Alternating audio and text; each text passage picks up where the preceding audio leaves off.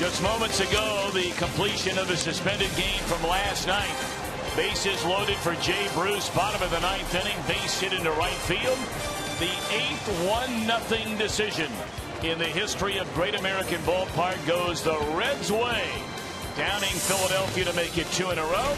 And now in the series finale, we welcome you to Great American Ballpark, and the Reds are looking for the 3-game sweep. And hi again, everybody, alongside the Cowboy, Jeff Brantley. I'm Tom Brenneman. Welcome, as always, to Reds baseball. And Cowboy, the Reds now back-to-back wins after 5 straight losses. And Zach Cozart started that 9th inning by getting on base, scored the winning run, and maybe here in the 3rd week of the year, his season is starting to turn. Well, he scored 6 runs in his last 6 games, Tom, including this afternoon's game in the final. And when you get on base ahead of the likes of Votto, Phillips, and Bruce, you have a tendency to be able to get home in a hurry. It is very important for the Reds to get the kind of production that they're getting right now from Zach Cozart in that number 2 spot.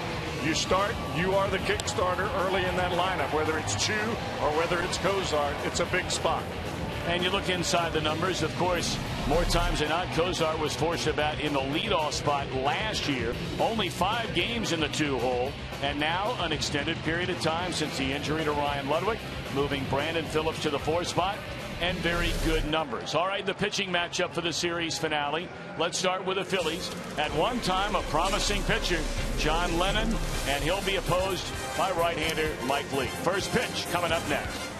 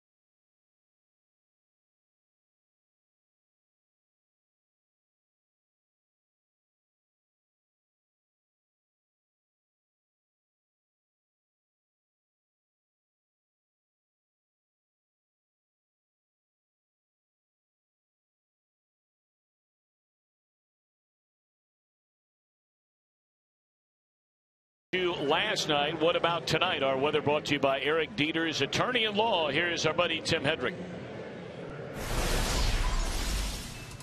Pretty nice night down at the old ball yard. However, early on, slight chance of a thunderstorm from Cincinnati off to the southwest. First pitch 72, halfway home 70, heading for home 69 degrees.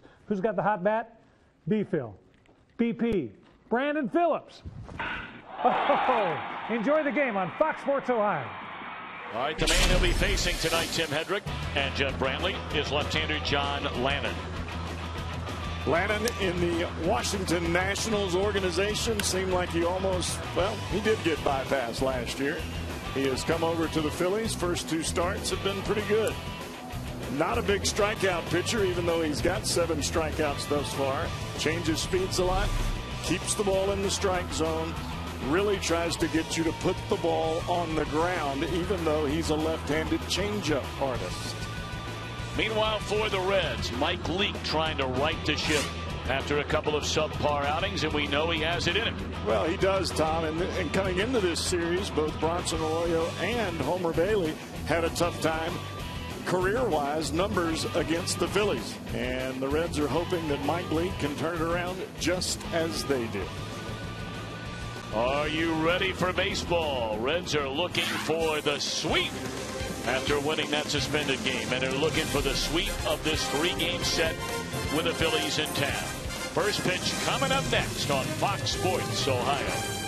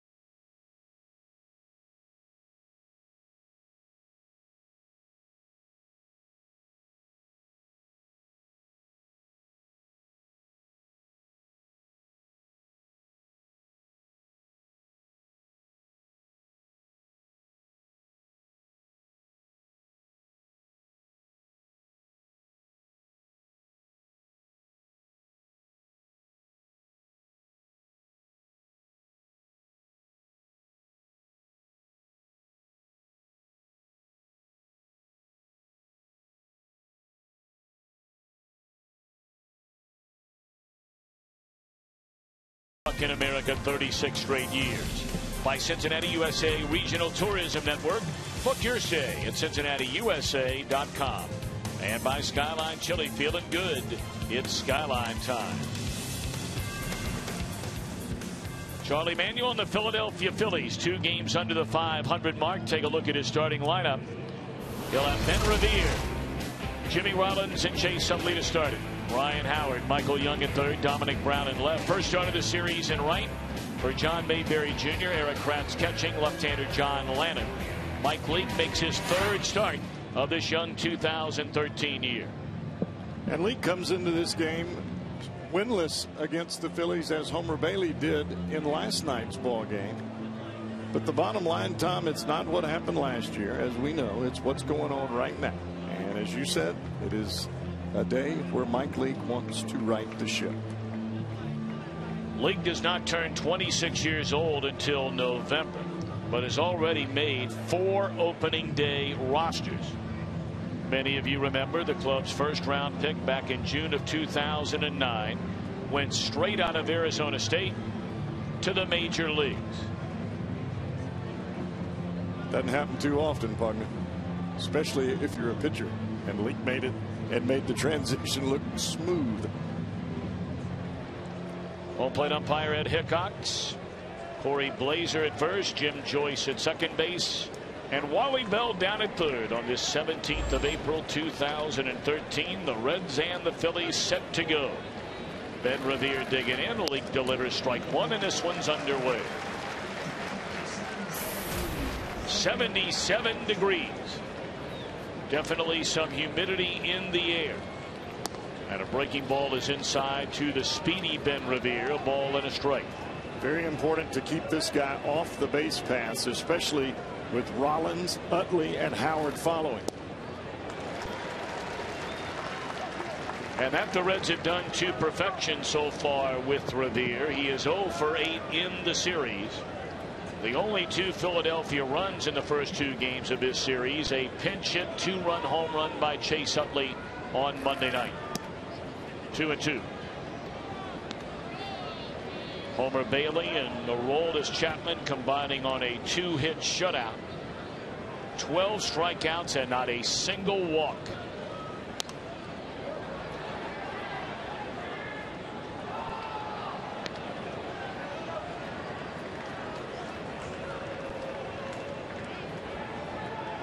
The Reds with the official win a little while ago have even their record 7 up and 7 down.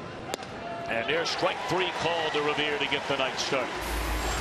Good movement right out of the gate for Mike Leake, and that is what he relies on. Movement on the fastball. This ball starts under the hands of Ben Revere and runs right back over the inside corner.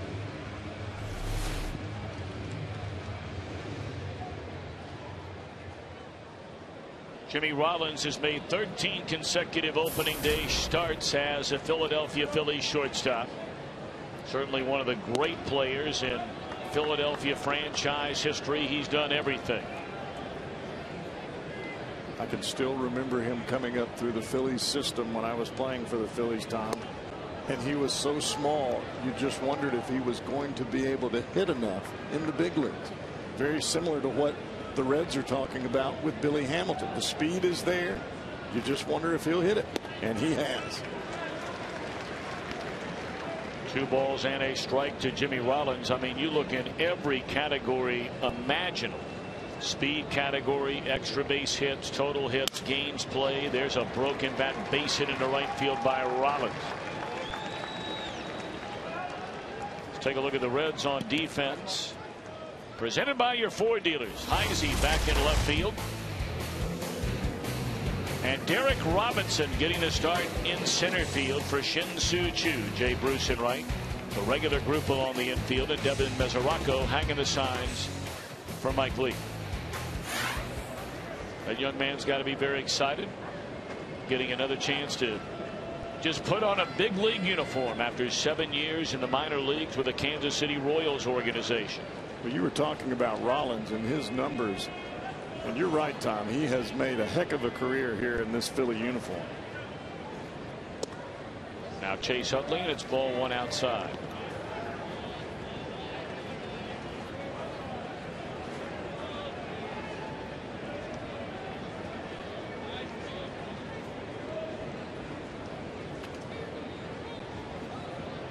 Utley 3 home runs and 12 runs batted in. And by all accounts, and you've been able to tell just watching him the last couple of days, he is moving better with those wounded knees that have bothered him, especially so over these last 3 years where he's missed so much time. But he appears to be moving a lot better here in 2013, and obviously the Phillies are hoping it stays that way.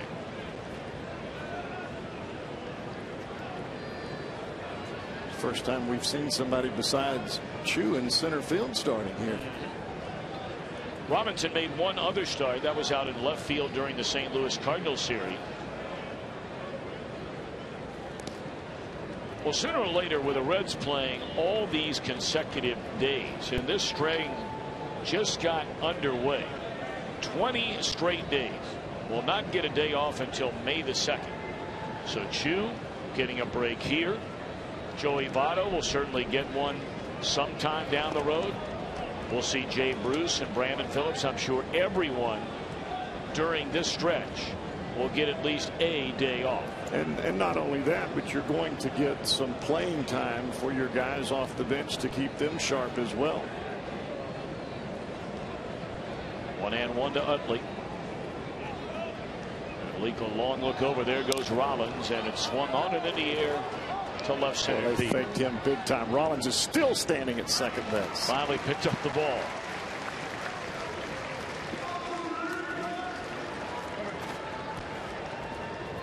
Jimmy Rollins slid into second base as Kozar came across the bag. And Rollins had a difficult time picking up where the baseball was. He had to re-tag second base. If he goes back to first without re-tagging, he's out. Saw the second base umpire Jim Joyce standing right down there staring at that bag. So now Ryan Howard. What a shift the Reds put on this guy. Him and Utley. The shortstop, the second baseman, the first baseman, all to the first base side of the second base bag. Rollins has 3 steals in 4 attempts. And despite the fact that through the years, especially when they won 5 consecutive National League Eastern Division titles, Charlie Manuel is an extremely aggressive manager as it pertains to the running game. The Phillies aren't scoring runs right now. They did not hit the ball in Miami like they expected to, and they haven't really hit the ball here against the Reds the first couple of ball games, save for that one swing of Utley that came off the bench. Got to look at first-year third base coach Ryne Sandberg. He's been managing in the minor leagues, first in the Cubs organization in the last couple of years with Philadelphia's AAA team. Longtime Hall of Fame second baseman for the Chicago Cubs. Many believed it was a slam dunk that he would be the manager when they wound up hiring Dale Swain. It didn't happen. And there are many that believe he is the manager in waiting behind Charlie Manuel now with the Philadelphia Phillies. 2-1 on Ryan Howard.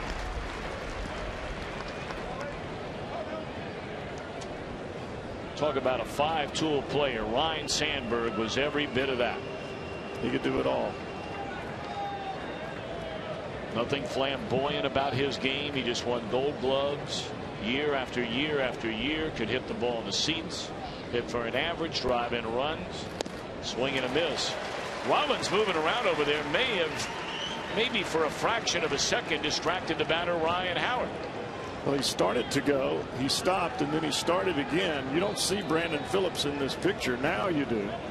He's out there just in front of Jay Bruce in right field playing rover. That's a long way out there. Well, you would prefer that if you're an infielder with Ryan Howard's bat. Yeah, I'm sure Joey would like to back up if he could.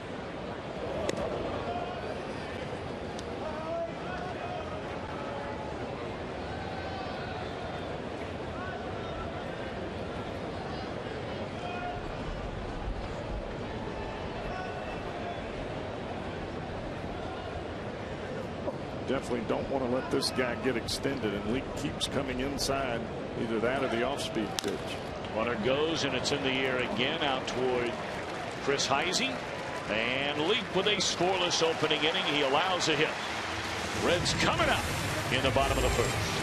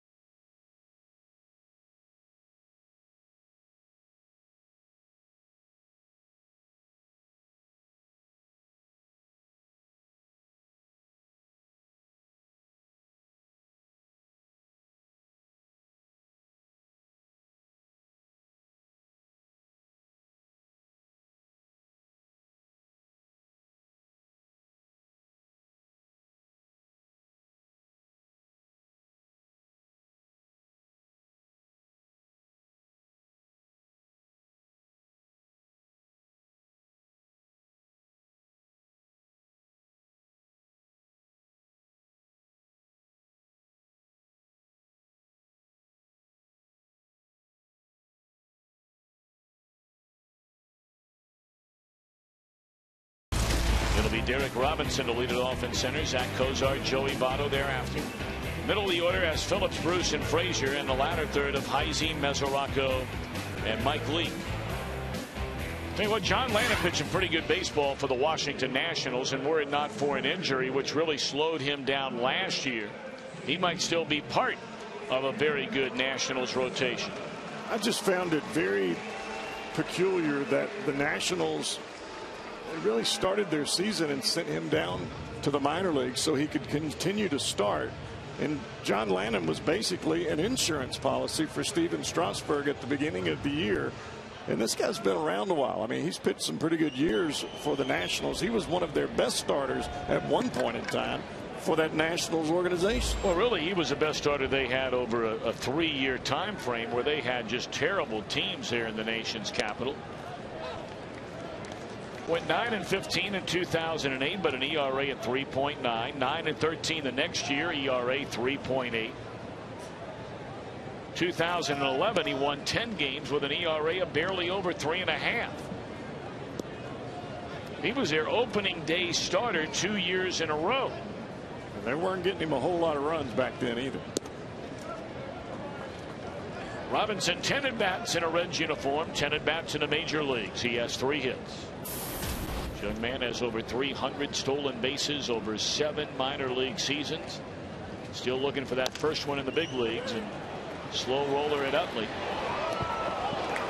Wow. Boy, he can get up that line, but not fast enough this time. 1 out.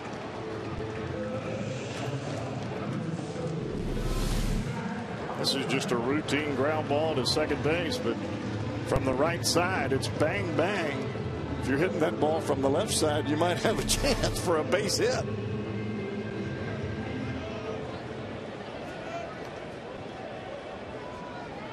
So now Zach Cozart.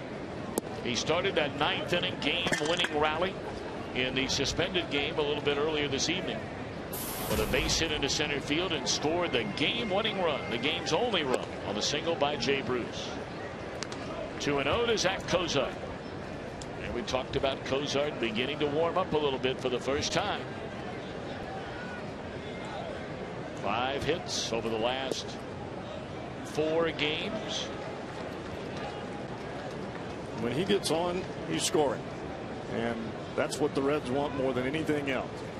Either Chu or the second hole hitter, which happens to be Cozart right now, get on and get him in.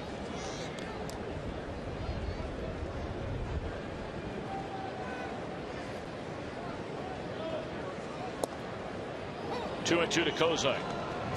What about the arsenal of Lanham? What do we look for tonight? Fastball. He'll stay probably around the 90-mile-an-hour mark. Not much harder than that. That ball hit down the left field line towards the corner and gone. A home run by Cozart. Or is it now the umpire waving his hands as if to say no? The home plate umpire is running up the third base line. Chris Spire is arguing with the third base umpire Wally Bell. That's a home run. That ball hit the top of the fence and ricocheted off the back and came back in. And of course this is reviewable. They can go in and take a look at this, and while Dusty Baker comes out, you take a look at home. Boy, it looked like it was gone from our angle. Can't tell there. We'll tell here. That is a home run. Hit the cameraman.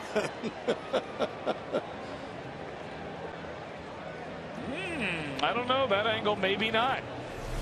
Was it off the top of that yellow stripe, which is not a home run? I think the shot that we just saw, the second shot, was the angle that Wally Bell had. He's running right down the line. The ball is right down the line. This shot right here, it's tough to tell. But from the side view, it looked a little bit different.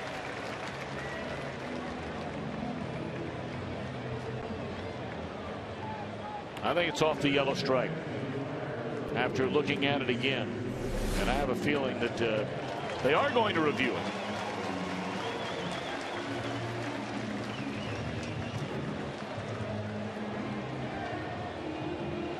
Cozart doesn't know.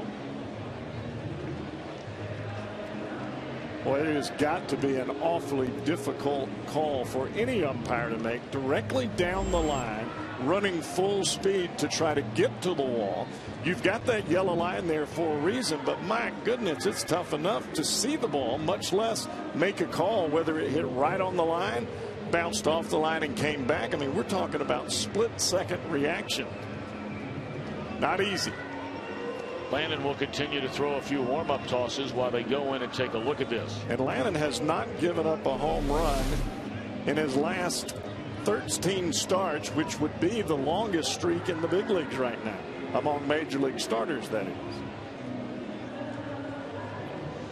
Looks like there's a crease right there on that yellow line. And then it came back into the field of play, which would mean it is not a home run. But we'll see. Thank goodness for slow-mo and zoom-in camera.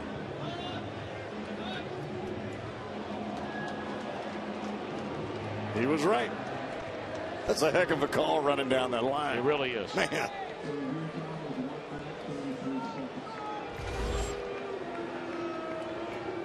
Took 1:33 seconds to determine, so there's nothing wrong with that. I mean, if you're getting the call right, that's all that matters.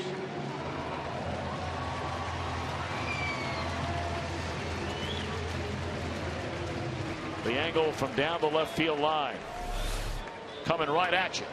Well, there is a very stiff plate right behind that yellow line. That's why the ball ricocheted the way that it did. Also, the angle of defense down that line as well.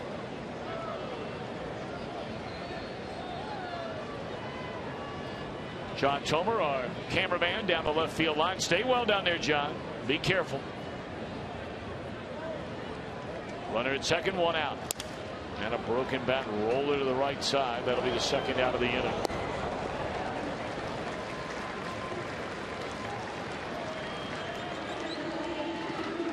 For a pitcher that throws as many changeups and off-speed pitches as John Lannon, to have the longest active streak among major league starters without giving up a home run, I would say that's pretty special. It almost ended within an inch.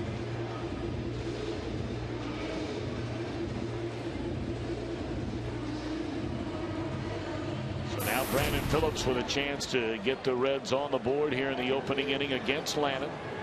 Cozart stands at third. Phillips leads the team with 16 runs batted in. He looks at a fastball, strike one at the knees.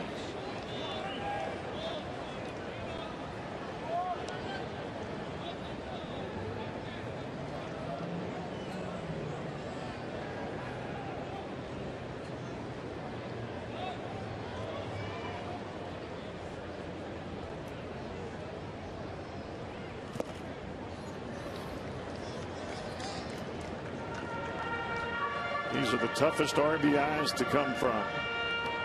2 outs, runner at third. Takes a hit or something really hit well or a misplay to get that run home.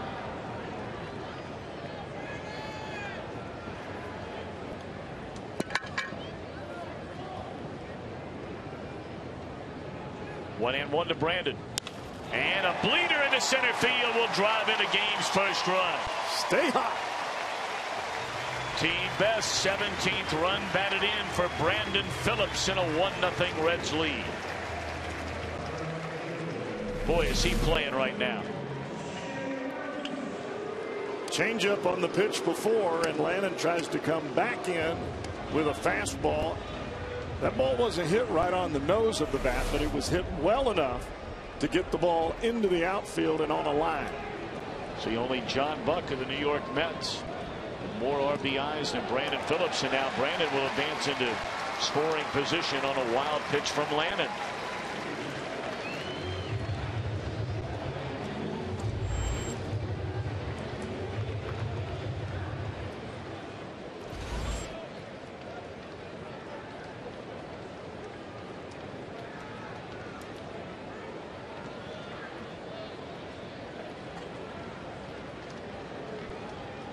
One and 0 to Jay Bruce, had the game-winning hit in the bottom of the 9th inning to cap off all of 11 minutes. 4 batters it took the Reds to win it.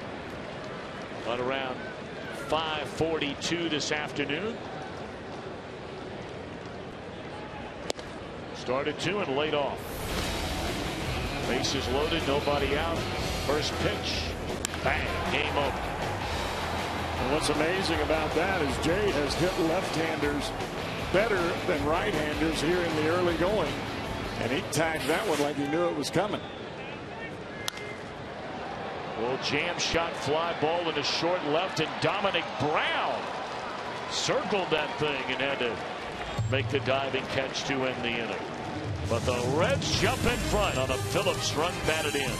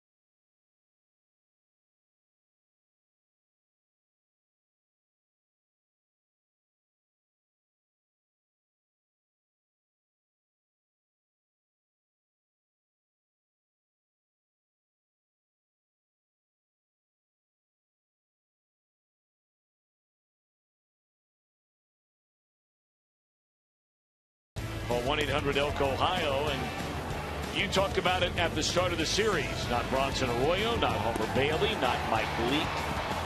Not one of the three with a whole lot of success against this Philadelphia team, but the first two guys have really turned it around.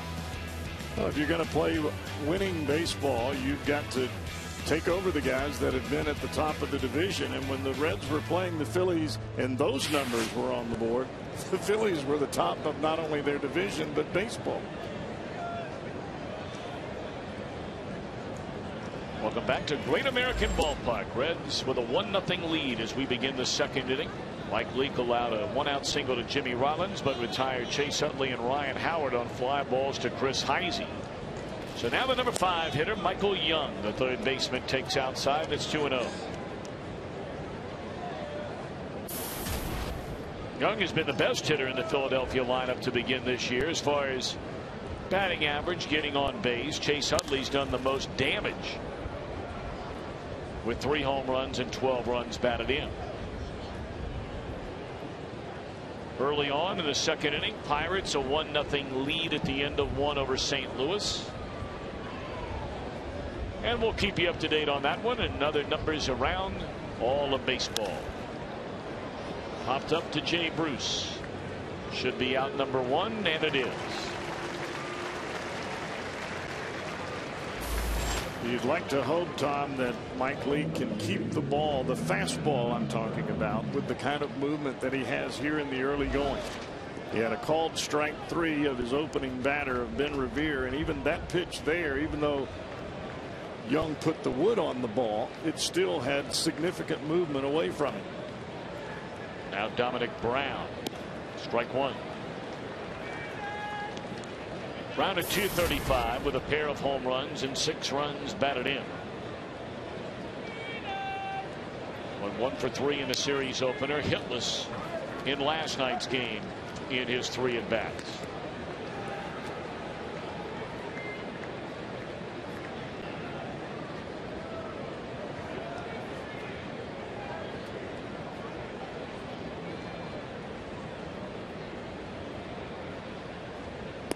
Struck him out.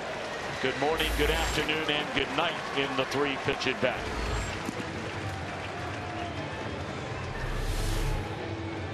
Dominic Brown likes to pitch up in the zone, but this ball continued to ride up and away. You could see by how much he missed it.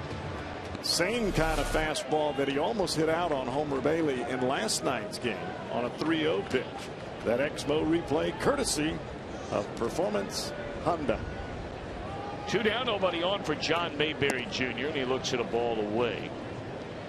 6 hits and 22 at bats to begin the year for Mayberry, who's sharing time in right field with Lance Nix. Nix started each of the first 2 games of this series. Look out. Bat flying into the stands, and that was caught by that young man.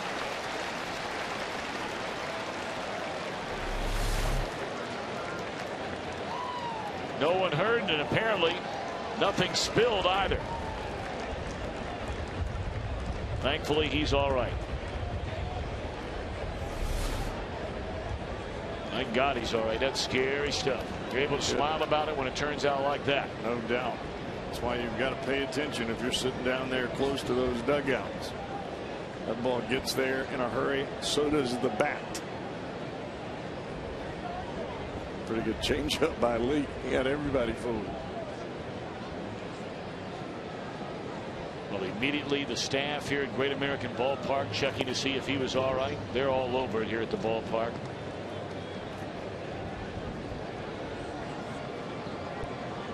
Apparently something did spill.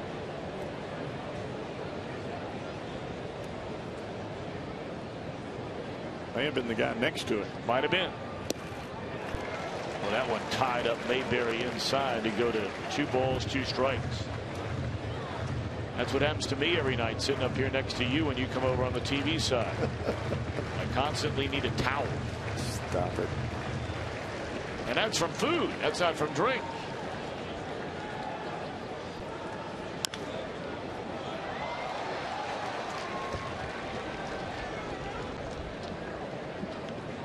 You asked for a bite of the ice cream. I obliged. You did. I just didn't want to eat it off of my shirt. You didn't say. I know I didn't specify that, so that's my bad. Pull that spoon back and let you have it. Barely fouled away again by Mayberry.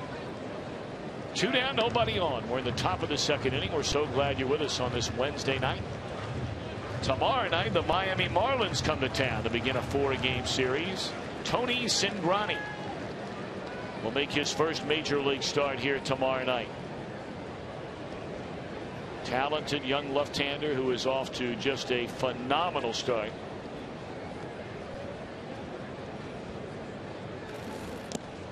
Into the mitt of Mesoraco and a 1-2-3 second for Lee.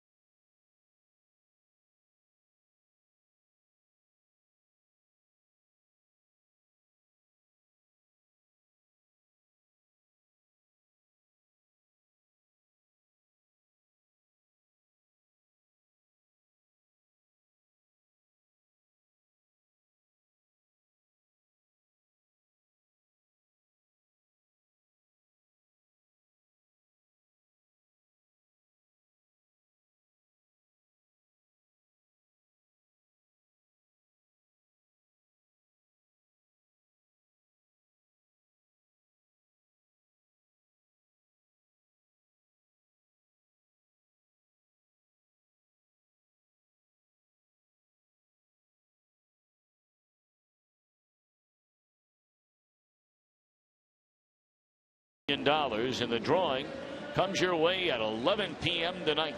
Good luck. Let's take a look at Philadelphia defensively. Behind the left-hander John Lannon, they'll go with Dominic Brown, Ben Revere, John Mayberry Jr. in the outfield. Same infield we've seen every game in the series, or the last two. Utley, I beg your pardon, did not start the series opener. Lannon and Eric Kratz the battery. That is a veteran four from third base, shortstop, second base, and first. They have been around. And the Philadelphia Phillies are hoping that group has one more big run left in them. You got it. Todd Frazier is trying to get things cranked back up again. Had the unbelievable start, but now just 2 hits in his last 23 at bats.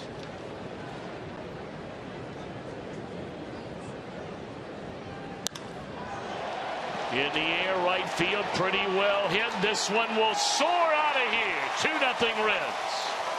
Now the home run streak for Mr. Lannon has come to an end.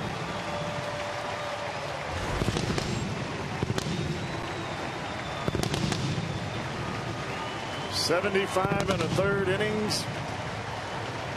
Goes all the way back to August 31st of 2011.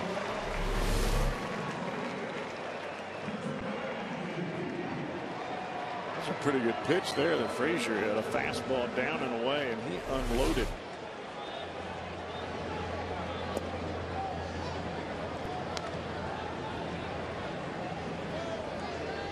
Frazier's 4th home run now. 12 runs batted in for Todd. Breaking ball to Heisey is in there to get ahead 0-2.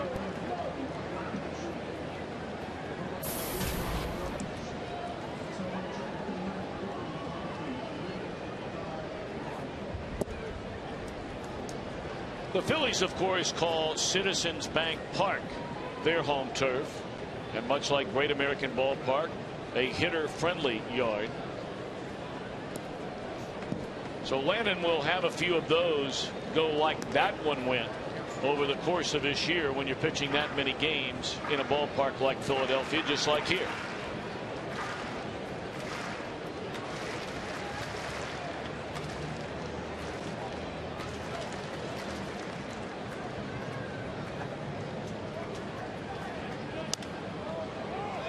Heisey pops up a 2-2 pitch behind the bag. Rollins will call off Utley. 1 out.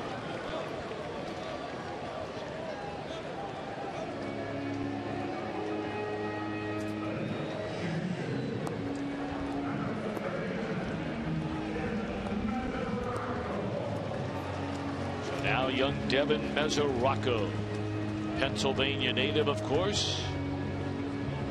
Punxsutawney, Pennsylvania.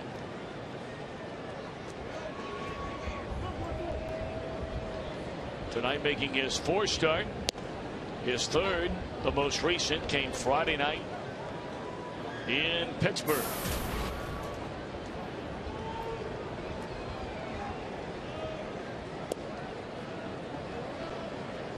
Of course, Mesoraco earned his way onto this team. He was on the opening day roster last year, and you know the story. Did not get a lot of playing time and really never found his stroke. And he had to earn his way onto the opening day roster this year, and that he did with a marvelous spring. Hit .351, drove in 8 runs. And I know the way you like the way he's swinging the bat the few times in the regular year. I just like his approach. I think he's. That ball driven into left center field, and this is extra bases on one bounce up against the wall, and Mesoraco in with a 1-out double. I think he's doing that. He's much more balanced. He doesn't have that kind of funky hitch that he had up in his bat last year, and when he got sent down, he got things straightened out offensively, and he's hitting the ball awfully well. Well, the Reds still very much believe that Mesoraco is their man down the line, and not only their man behind the plate, but they believe he will be a middle of the lineup run producing player. Now, batting average is not always indicative of how your at bats go. And with limited playing time, it's not always about hitting 300. It's about getting on base, and Mesoraco has done that each and every time seemingly that he's been out there. Well, Ryan Howard appears to be debating about whether Mike Leake is going to be up there to bunt. Michael Young not even debating. We know Mike Leake can hit.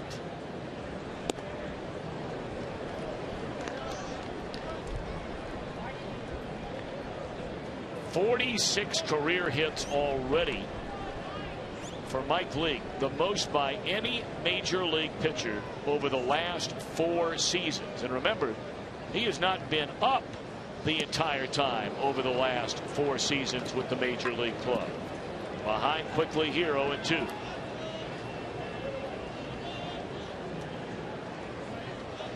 You watch him swing and you think, sure, this guy's the pitcher up there. Played a lot of shortstop at Arizona State. DH'd a lot of times when he wasn't pitching. And was one of the better offensive players on the team. When you play at Arizona State, yeah, you're playing on a pretty good team. Yeah.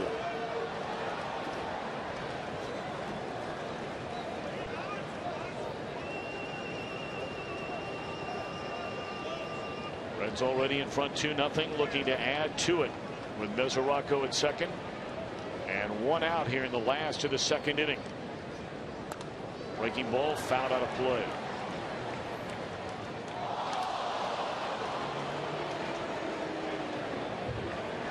Only one final in the National League from earlier today, and the 10-game winning streak for the Atlanta Braves finally comes to an end. They lost 1-0 to Kansas City. The way they've been hitting the ball, that's hard to believe. Looped out of play, remains 0-2. Tell you that Kansas City club, a lot of people believe they are very much improved, and they're 2 games over 500. Especially in the pitching department. They went out and made some trades, got some starting pitching in there. They've revamped the bullpen to a certain extent. You got to have pitching to win, partner. We know that.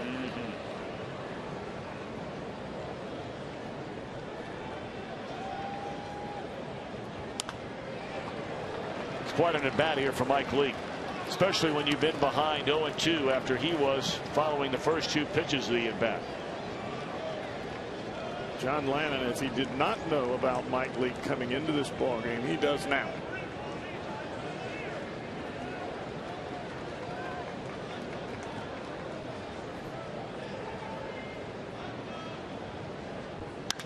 Straight away center field. This ball is kissed.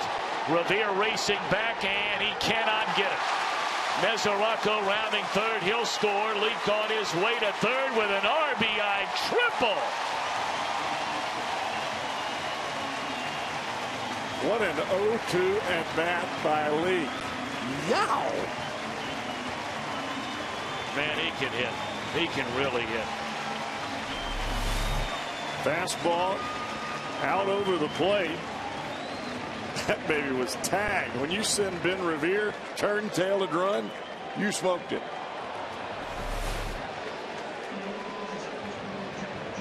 First career triple for Mike Leake. Rich Doobie, the Philadelphia pitching coach, out to try and calm down Lannon. The Reds had jumped on him right from the get-go. A run in the first inning on a 2-out hit by Phillips. A home run to begin the 2nd. A 1-out double from Mesoraco. He scores on a triple by Leake. It's the last time you saw a triple from a pitcher. Can't remember when. 0-2. That might be never. You ever seen a triple on an 0-2 pitch by a pitcher? I don't know that I have.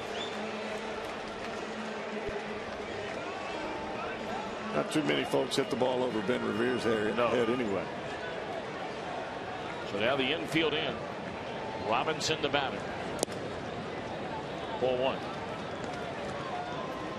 He bounced out to Utley his first time up.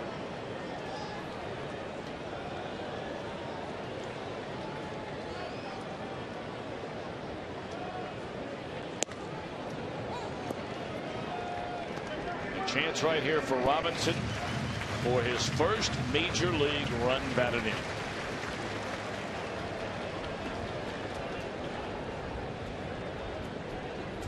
And he'll get it. On a base hit into right field. It is 4-0 Reds. Congratulations to Derek Robinson. Reds have hit for the cycle in this inning. Robinson has come on. I've been very impressed with just the way that he had turned things around after a tough opening week of spring training. I mean, he just gets inside of this ball and just says, I'm going to shoot it the other way. And that was not down and away. That was up and in. So now Kozar, who just missed a home run, doubling off the yellow line in the left field corner, scored the first run of the game.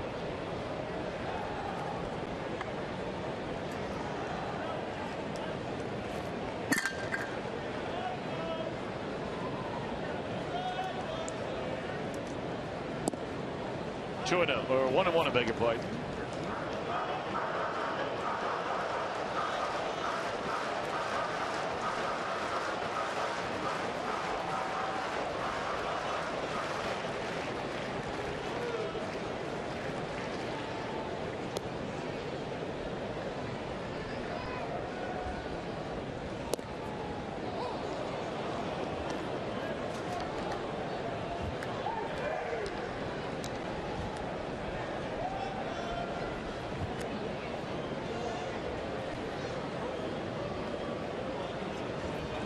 One and two to Zach Kozar. A home run, a double, a triple, and a single. So far in the Reds inning. Runner goes, and it's hooked foul. Well, Robinson just got his first major league RBI. And if Kozar had not swung, that would have been his first major league stolen base.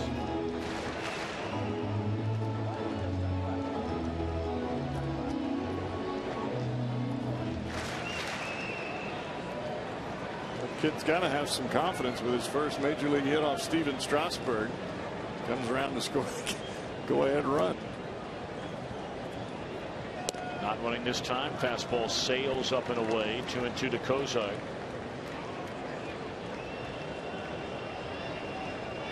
A Philadelphia team that has completely, thoroughly, in every way imaginable, dominated the Cincinnati Reds. Whether it's in Philly or whether it's right here at Great American Ballpark. And now they have Robinson caught. Throw down a second, and he is out. So that'll go as a caught stealing. 1-3-6. Pitcher first to short. You see Howard here on the pickoff. He sees the runner going. He moves towards the pitcher so he can create an angle to throw the ball to shortstop. If he stays at first base, he's got to throw over the runner. You don't want to do that at first. That's how the ball ends up in left field. Try to get that call on the inside corner for a second time during the at-bat. Dusty Baker walking down and talking to Robinson for a brief moment in the Reds dugout.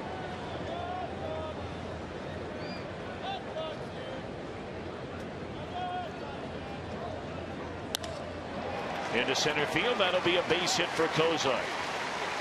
5 hits in the inning. The Reds just finished a 1-0 win where they had 4 hits in the entire game.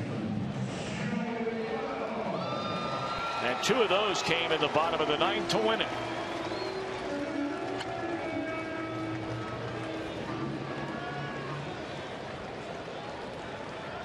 For Landon, this will be the 30th pitch he's thrown in this inning.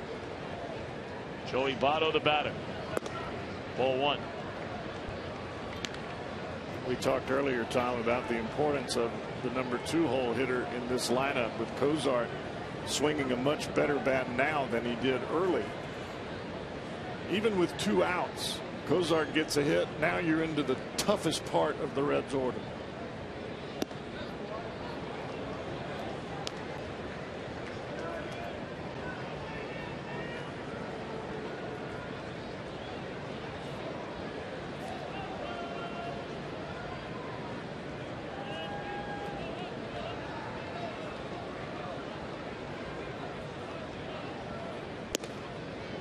Two and 1 to Votto.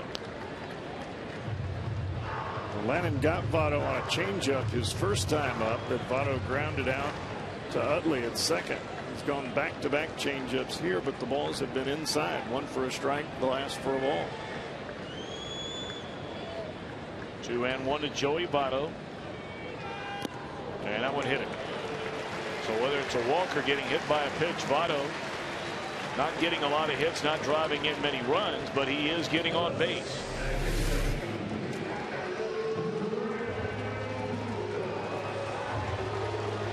Fastball inside, looked like it just caught the front shirt sleeve of Joey Votto.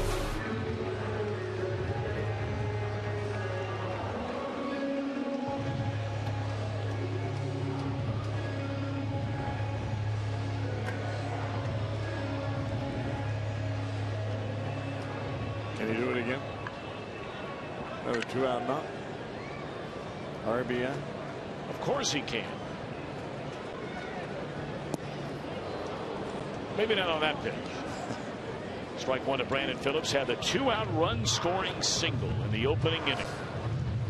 Cozart had the 1-out double and then advanced on to third when Votto bounced out. Phillips dropped one into center field to plate the game's first run. The Reds have added 3 so far and still batting here in the second.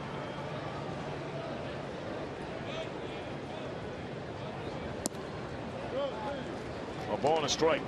Seems as though the Reds getting more at bats here early in the season with runners in scoring position. There doesn't seem to be that tremendous anxiety that you must get a hit this time now that you've got a runner in scoring position. More relaxed approach. Saw those numbers for Brandon Phillips with that base hit his last time up. 450 in those situations. Well, that is money. That's money hit. That's right. That's how you get paid. You drive them in, we'll cash the check. Or I shouldn't say we.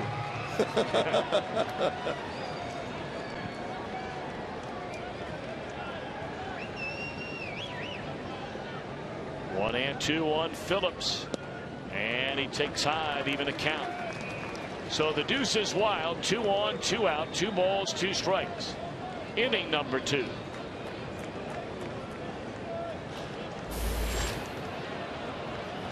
And too early if you're Charlie Manuel to have somebody get loose in your bullpen. You got that right. The runners will get started on a 3-2 pitch to Brandon Phillips. You talk about throwing 30-something pitches in one inning. Fatigue sets in both mentally and physically. This will be the 39th pitch of this inning for Lannon. Phillips waiting on a 3-2. Cozart and Votto run. Ball 4. The inning will continue. But will it continue for Lannon? Charlie Manuel resting on the railing. Now the forearms on that railing rather than the elbows. When it starts going down to the wrist and the hands to brace yourself for the step down, your night is over. But with a left-handed batting Jay Bruce, the 9th man to bat in the inning, Lannon stays in the game. Good pitch here on a first pitch breaking ball. Bruce looking to bust this thing wide open.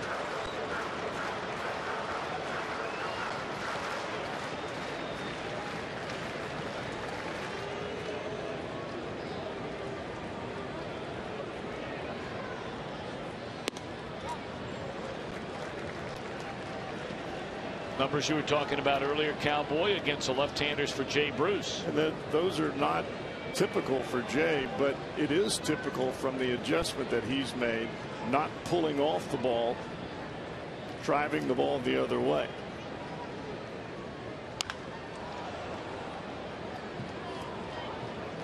More important when you're facing a left-hander's breaking ball than probably anything when you're left-handed. That ball starts right at that front shoulder. You have a tendency to open it a little bit. You get fooled, hit it off the end of the bat, tough to drive it. Cozart, the runner at third. All of this starting with 2 men out. Votto at second base and Phillips drawing the walk leads at first. 3 runs home in the second inning. The 1-2 to Jay. A fastball down low. Lannon better than 40 pitches in this second inning. But his chest is heaving. I mean, he is taking breath after breath. He looks like he's been running wind sprints out there. 2-2 on Bruce. And there will be a 45th pitch in this inning for John Lannon. His catcher going to come out and just let him try and catch his breath.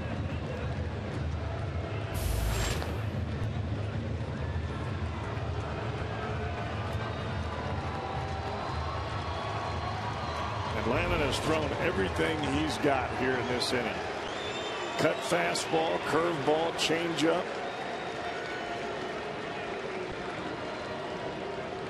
2-2 again. And again fouled away. Miguel Cairo's still picking down there in the Reds dugout. Standing right there on the steps, and that maybe came to his glove side. Snatched that thing.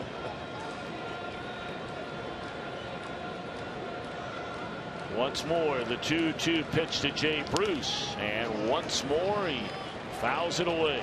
Of course, Cairo is in uniform, officially taking the place of Mark Berry, and we try to remember to say it every day. Our thoughts and prayers are with him, undergoing chemotherapy and radiation, more specifically. No doubt about it. With a cancer that was diagnosed during spring training. You don't know about it till you're in it. Down the right field line, a base hit will bring in 2 more. And the Reds lead 6-0. Well, the Reds have put some kind of at-bats together here on April 17th, starting back around 5:30. A breaking ball, and Jay gets it before it has a chance to dive down and away, and he's going to send John Lannon to the shower. Isn't it amazing, Cowboy? You got frustrated with all the first pitch swinging and the first pitch outs in that St. Louis series, the second and third games. A lot of early swinging, a lot of early first pitch outs in Pittsburgh, and now you get back home and great at bats. Not just results, but great at bats. Up and down the order. Skyline Chili called to the bullpen. Reds leading 6-0, still batting here in the second inning.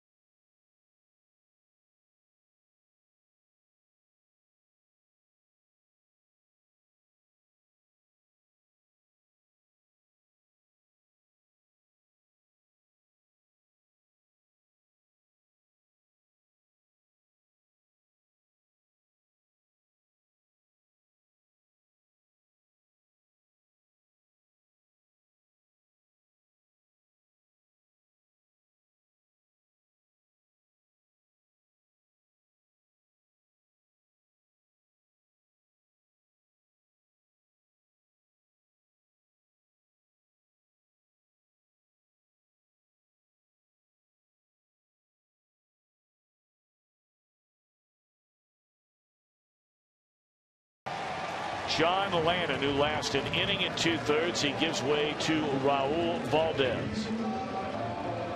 Valdez, you see the numbers there. Not so hot in the early going.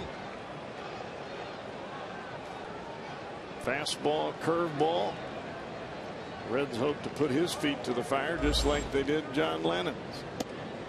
Todd Frazier started this inning with a home run to right field to make it a 2-0 game. And bear in mind, the Reds ran into an out in this inning.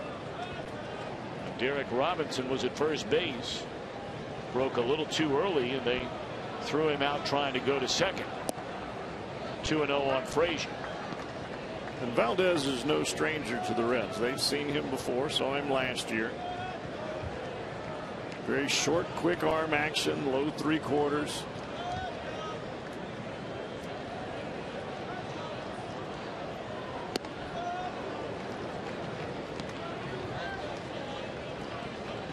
Lucky to get away with that pitch right there.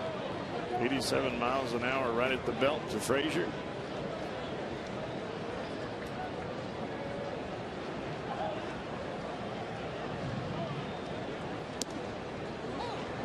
Came right back again, but that one a little closer to the inside edge. And you watch this motion. Short, quick. Does not get that long arm arc in the back. Brings the ball out of the glove to the belt and straight to the ear. Hides it behind that hat. There's the breaking ball.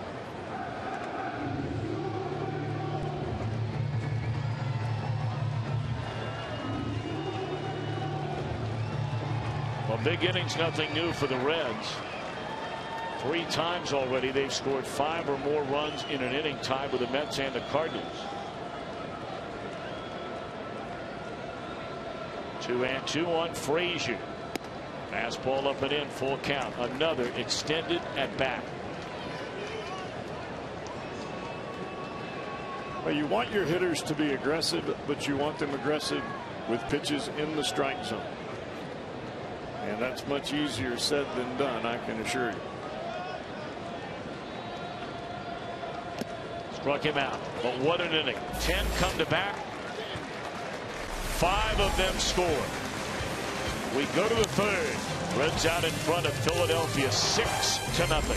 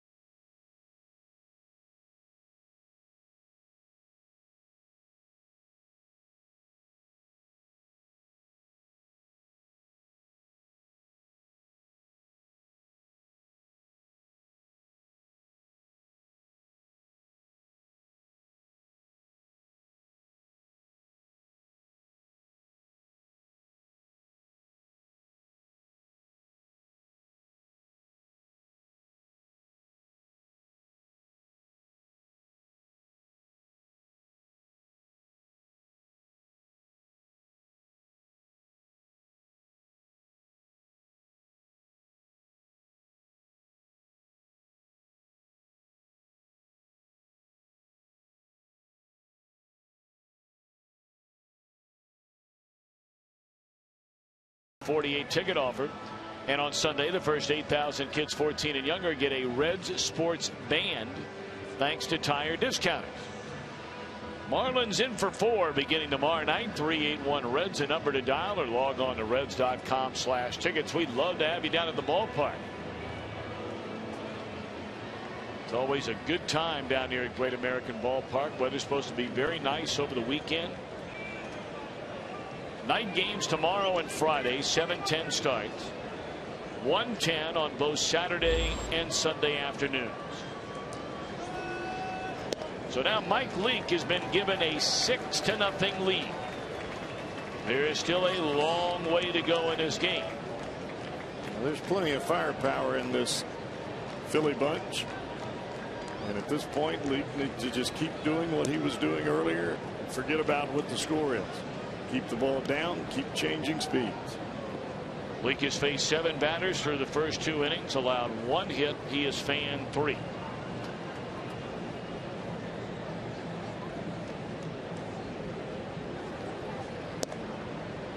Two and 1 to Erik Kratz. Valdez will bat next. Just brought him into the game.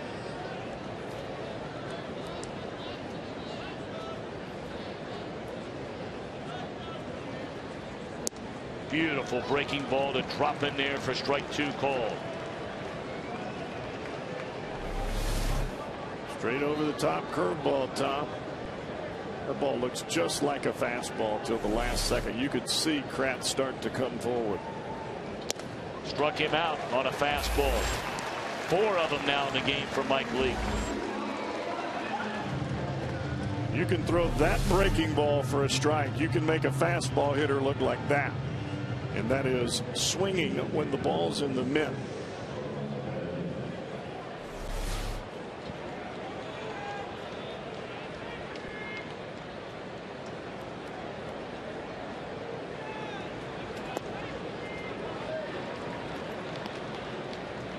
Valdez, a left-handed pitcher, a left-handed batter.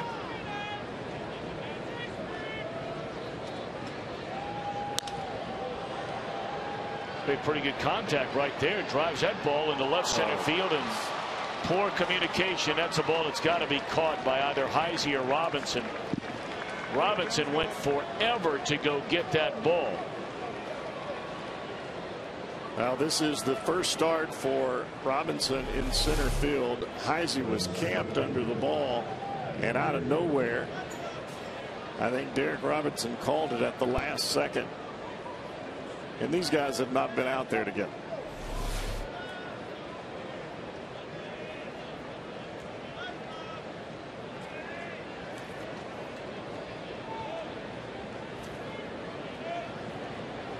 Well, no scoring decision yet from the official scorer here, Ron Roth. And I mean, I don't know how that thing is ruled anything but an error. The error would have to go to Robinson. Sure.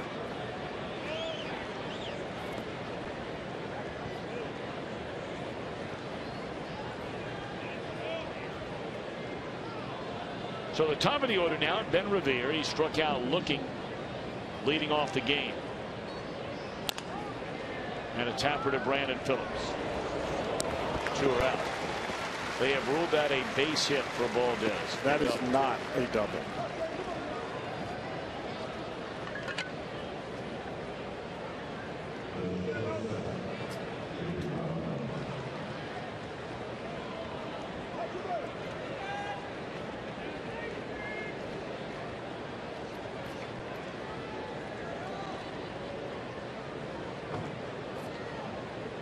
Second career double for Raul Valdez. And here's Jimmy Rollins, who prior to that 2-base hit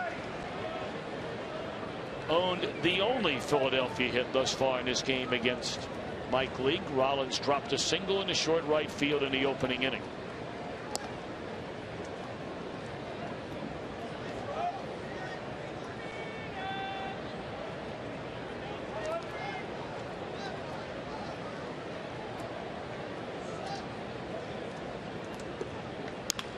That ball tagged down the right field line. Jay Bruce will have room in front of the wall, and that's the way the third comes to an end.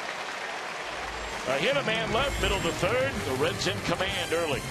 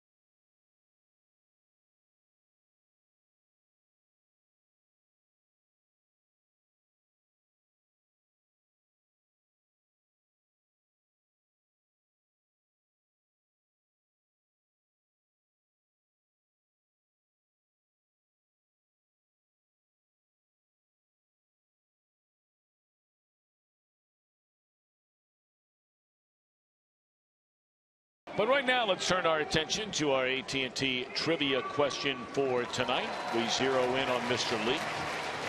Who was the last Reds pitcher to hit a triple in a game? Well, the answer is Mike Leake.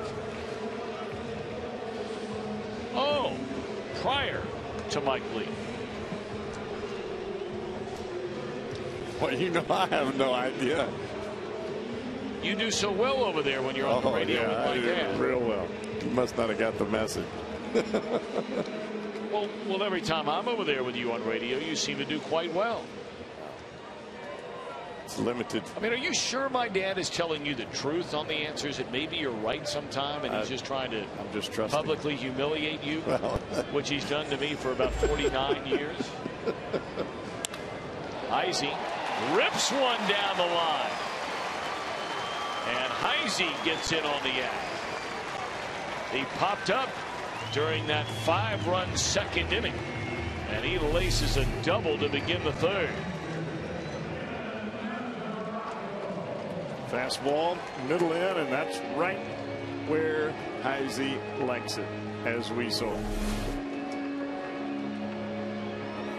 You know, it looks so easy when you're sitting there. Michael Young was upset that he didn't catch a ball, but that's in slow motion replay. When that ball is tagged and you're about, what, maybe 100 feet from the bat? If that.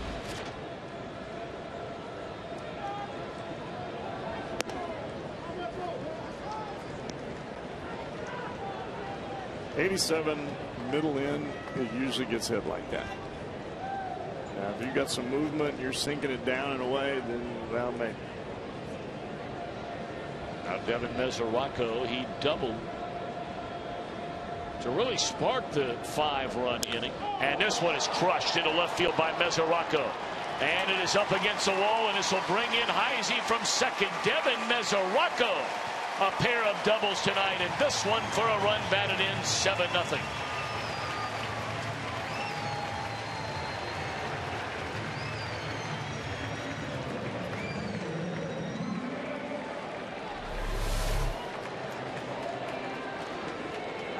Tries to go with a breaking ball down and in this time around, and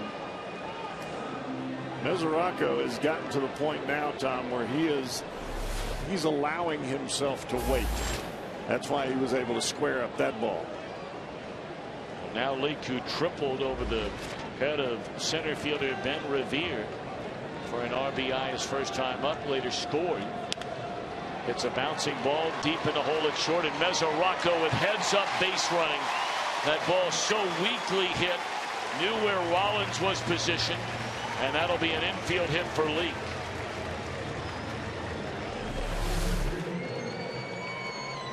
This ball was hit right off the end of the bat, but I don't know that you could have rolled it out there any better.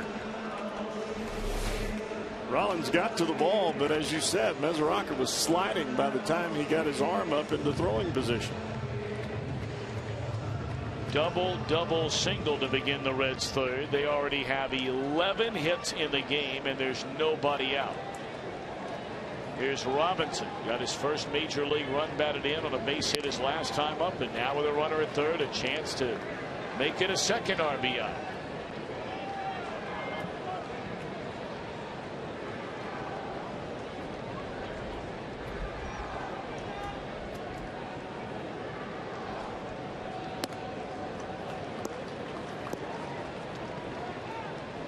Phillies, like the Reds, not quite as long, but they're beginning a stretch where they play 17 consecutive days. They will land in Philadelphia very late tonight, the way this one's going, and they got to tee them up for a 4-game series starting tomorrow with the St. Louis Cardinals. 3-0 on Robinson. Well, Valdez is really getting underneath every pitch. That short arm action is fine and good when you're getting batters out quickly. When you start having an extended inning, that elbow gets a little lazy, you start getting underneath it, everything's up. 3-1 on Derek Robinson. Talked about this young man, grew up in Gainesville, Florida. Not only an accomplished baseball player, an outstanding football cornerback. Originally signed to play for the Florida Gators under Urban Meyer. 3-2 to count on Robinson. In fact, he was part of the same recruiting class with arguably the greatest college football player of all time, and Tim Tebow. Arguably, Tebow won a pair of national championships while at Florida. It's right in the heart of SEC football. Yes, it is. Right there. Well, when Urban was down there, they were rocking and rolling. Now they've got him up in Columbus. Yes, they do. And they're rocking up there with him now. Undefeated his first year.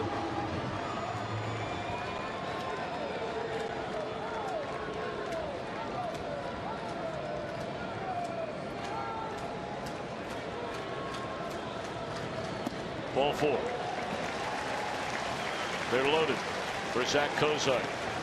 He's already 2 for 2 in the game.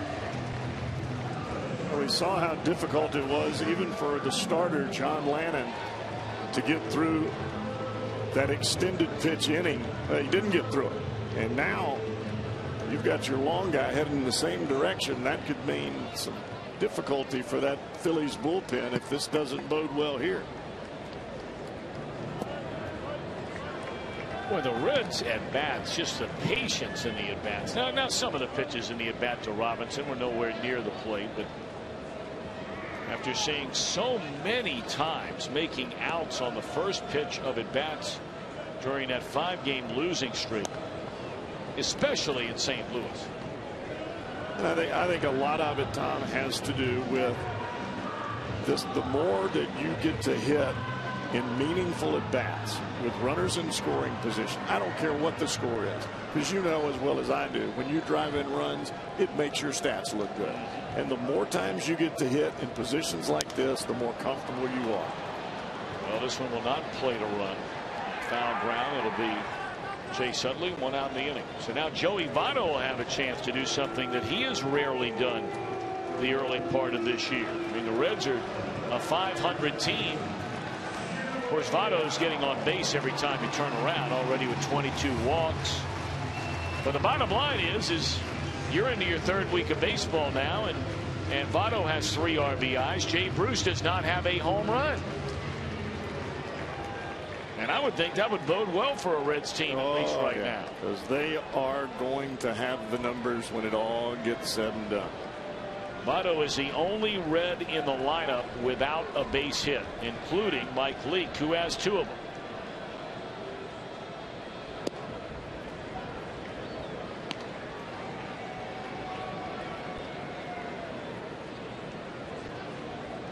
Mesoraco, Leake, and Robinson, the runners at 3rd, 2nd, and 1st for Joey Votto.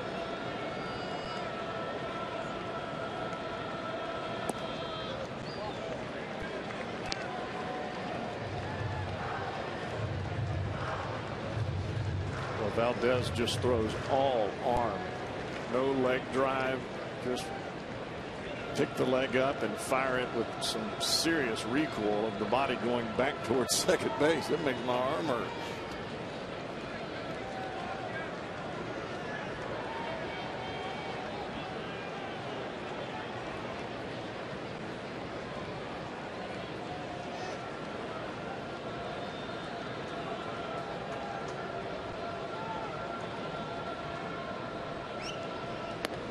Up under the chin of Votto. That was a breaking ball. That was not a fastball. It's tough to finish anything without getting out over that front knee. And watch the recoil here. I mean, you're seeing the whole back of the jersey of Raul Valdez. Never bends at the waist.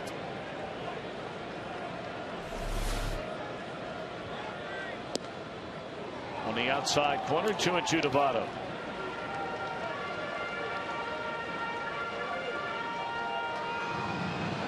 Devin Mesoraco with an RBI double in this inning. Mike Leake in this inning has picked up his 2nd hit of the night. And with his first RBI of his major league career, Derek Robinson over at first has drawn a walk in this 3rd. 2-2 to Joey Votto. Funny swing there and fouled out of play. There's a fastball up and in, and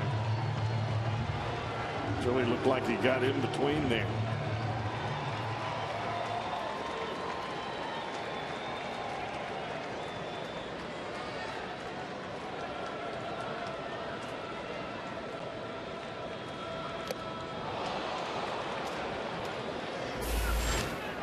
2 away in the inning. Votto very frustrated there. A hanging breaking ball stays inside, and you could see the difference in the swing. That is not what we're used to seeing from Joey Votto. He was looking for that ball to break out over the plate. A little frustrated right now.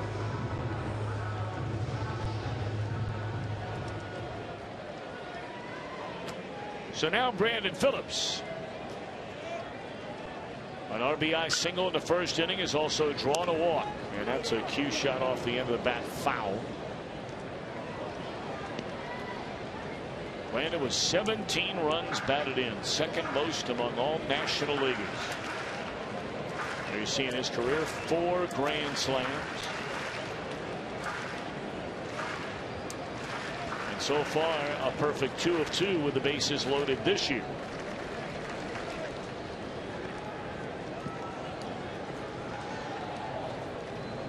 '29th pitch of the inning, and a good one. Good changeup right there from Valdez. All that herky-jerky motion and short arm action, and you can drop a changeup in there with that much decrease in velocity, and it was obvious where he had Phillips way out in front.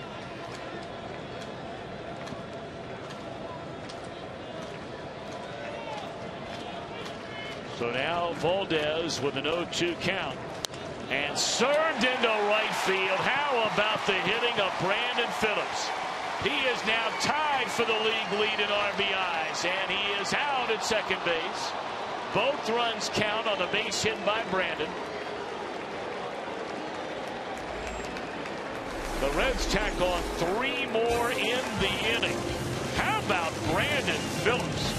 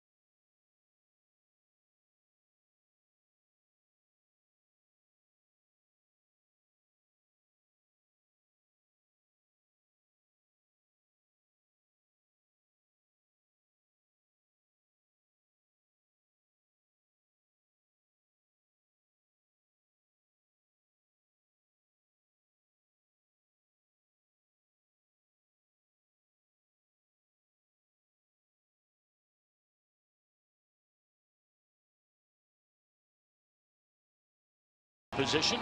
And of course, you can chat with Hal during every Reds home game using Game Connect in the Game Talk section. Former Princeton High School running back Spencer Ware was in town for a workout with the Bengals, and see what the former LSU Bengal Tiger has to say about coming home. All that and more brought to you by 1-800-SAFE-AUTO. Drive safe, spend less. Brandon Phillips now tied for the National League lead in runs batted in with 19 of them. This season began on opening day. He was batting in the 2 spot. He has always said, when you ask him the question point blank, where do you like batting the best, he said, I like hitting third. But he knows he's not hitting third on this team, at least right now.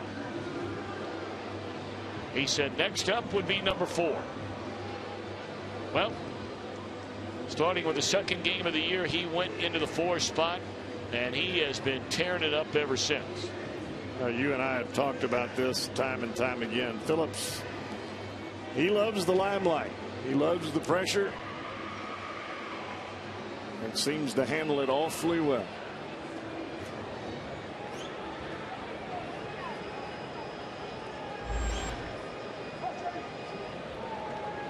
All right, here we go. Mike Leake, meanwhile, certainly being overshadowed by the 9 runs, 12 hits the Reds offensively have put up on the board, but he's working on a 2-hitter. Part of the order here: Utley, Howard, and Michael Young.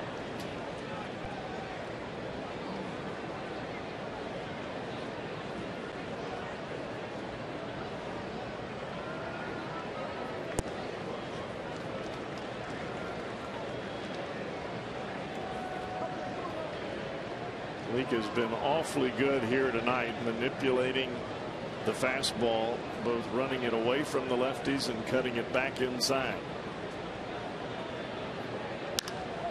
In the air, left field. Heisey drifting in front of the wall, and a step in front of it, able to corral it. 1 out.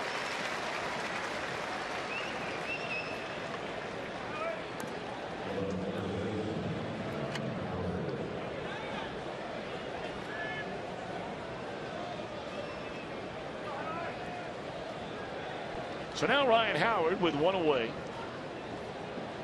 and Leake waiting for his infield to shift around to the right side, and Brandon back out there in short right field again. Gave you a look at that a little bit earlier. Strike 1 to Howard. He flied out to left his first time up.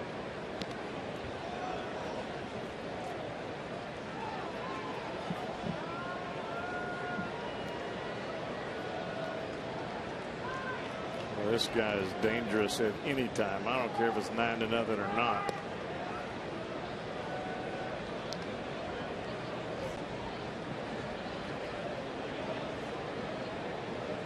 Nine runs and 12 hits for the Reds. 8 of the runs and 10 of the hits have come in the last 2 innings.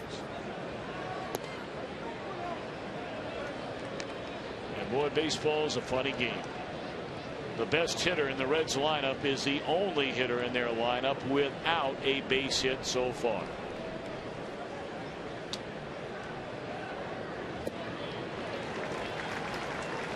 Good breaking ball in there to Howard, and all of that.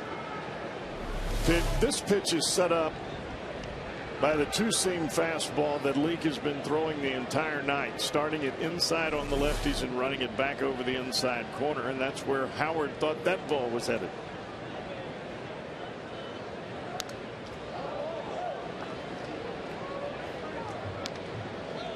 He liked the location of that one. Yes. But fouled it back.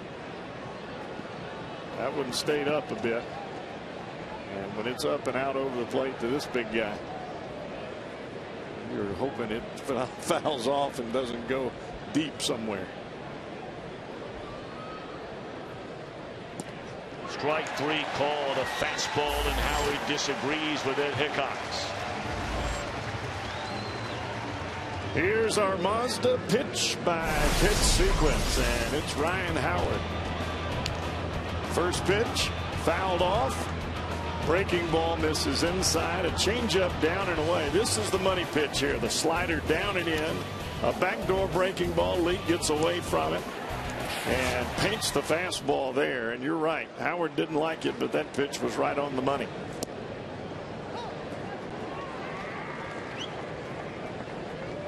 Ryan still shaking his head down there in that dugout.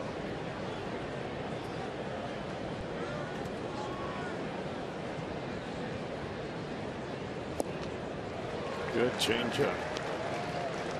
Now, Cowboy, you've seen every start that Mike Leake has made this year. I have not. Obviously, the results are very, very good. Is this the best stuff he has had so far? No doubt about it. The movement way better here by Mike Leake. And not only the movement, Tom, but the control of the movement. And that's exactly where Mike Leake finds success, moving the ball around and manipulating it, and he's doing a heck of a job here tonight. That is 6 strikeouts through the first 4 innings for Mike Leake. A 1, 2, 3, 4. All Reds so far.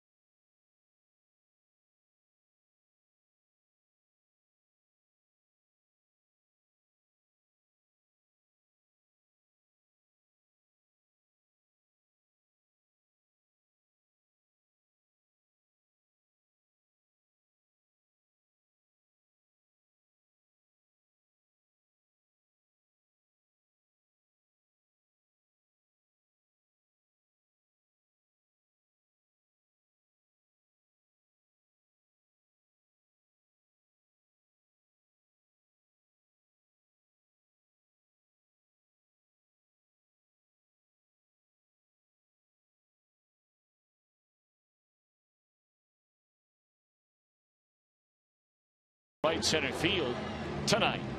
Mary Miller from Cincinnati will win the beautiful new Tundra on display here at the ballpark.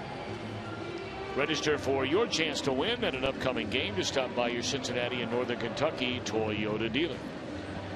Well, the Reds in Fox Sports Ohio had a couple of special recognitions we'd like to make tonight. First of all, happy anniversary, Arnold and Ruth Woodruff of Columbus, Ohio. Their 58th anniversary yesterday. Arnold and Ruth Woodruff, congratulations. Also, Dale Benham of Rosewood, Ohio, turns 102 years young today.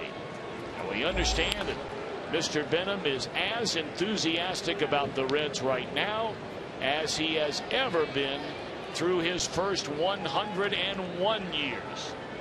Solid. That's the way we like it. Happy birthday. Live and in concert. Broken bat roller by Jay Bruce down to Ryan Howard, and that's the way the Reds start things here in the bottom half of the fourth inning.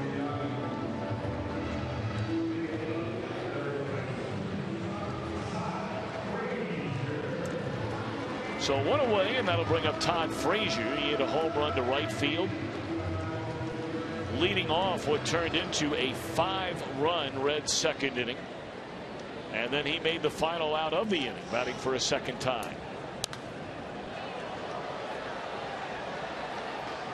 Well, we understand that A.J. Burnett of the Pittsburgh Pirates is working on a no-hitter through 6 innings tonight against the St. Louis Cardinals. And were it not for hitting Daniel Descalso with a pitch, it would be a perfect game for A.J. Burnett. Well, the game he threw against the Reds, Tom, he had the curveball working about as good as I've seen it. Well, that's saying something.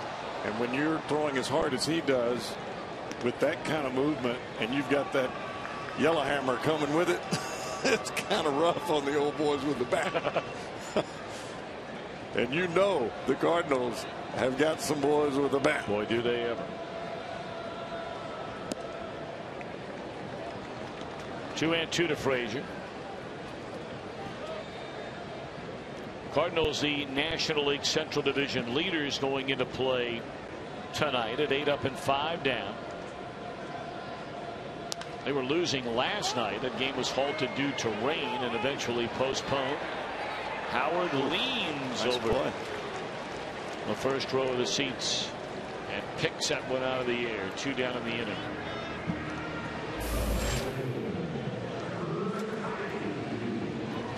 So they'll have to make that up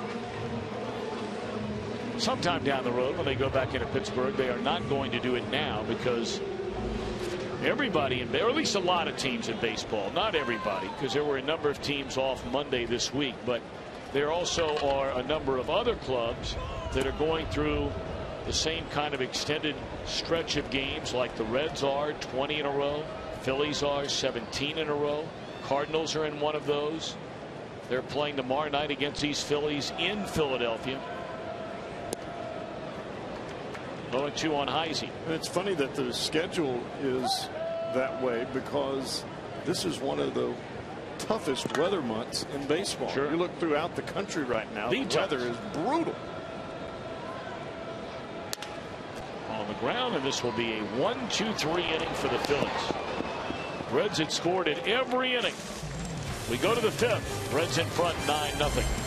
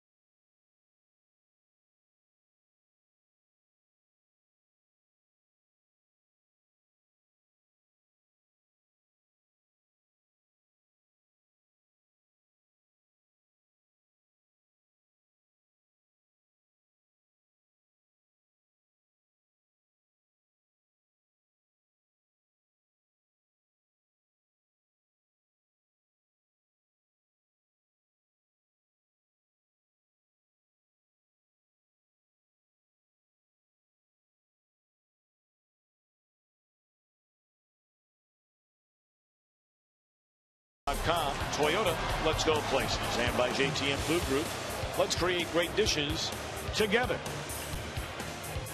Well, if you're hitting the road, why not take Fox Sports Ohio's coverage with you? You can do that with MLB.tv. Visit Reds.com to order and get more details. MLB.tv means baseball everywhere you go. Nothing wrong with that. On all of your devices. That's right. Now, see, the phone's a little small, but when you're in a spot, yeah, you're in a spot. Yeah, sometimes you can get the audio, or you can just get a couple of plays that you want to see, maybe a game-winning hit or something along that line, maybe a Reds home run here or there.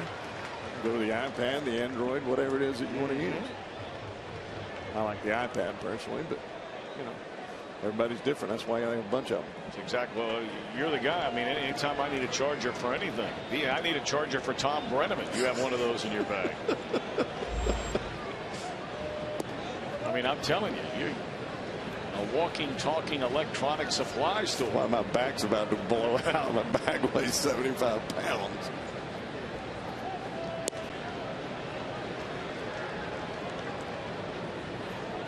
Ezekiel Carrera came on defensively in the bottom of the fourth inning for Dominic Brown in left. So he bats in the number 6 spot, his first at bat of this series. And he's behind quickly to Mike Leake, who already has 6 strikeouts in the game, 1 and 2.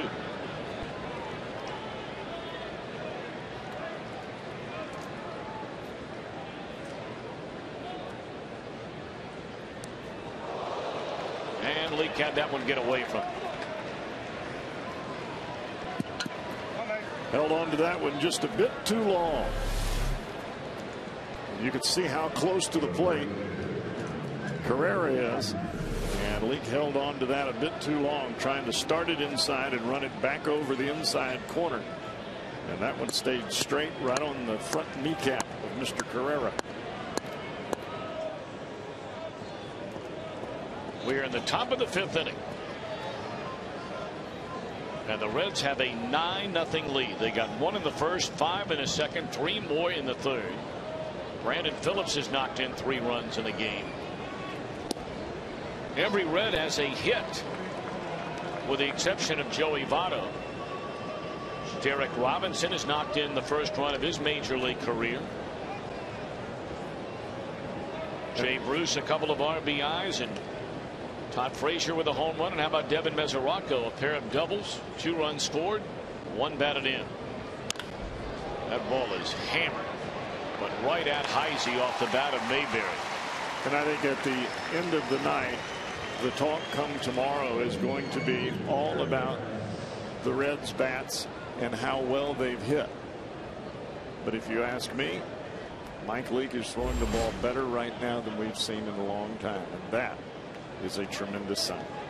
Great movement on every pitch.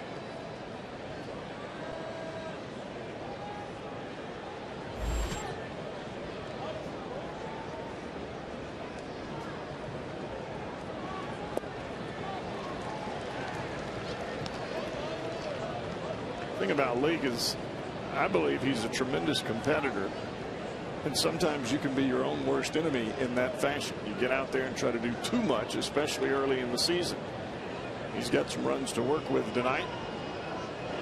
But even when he didn't have them early in the ball game, he was still being able to manipulate the ball running in and cutting away.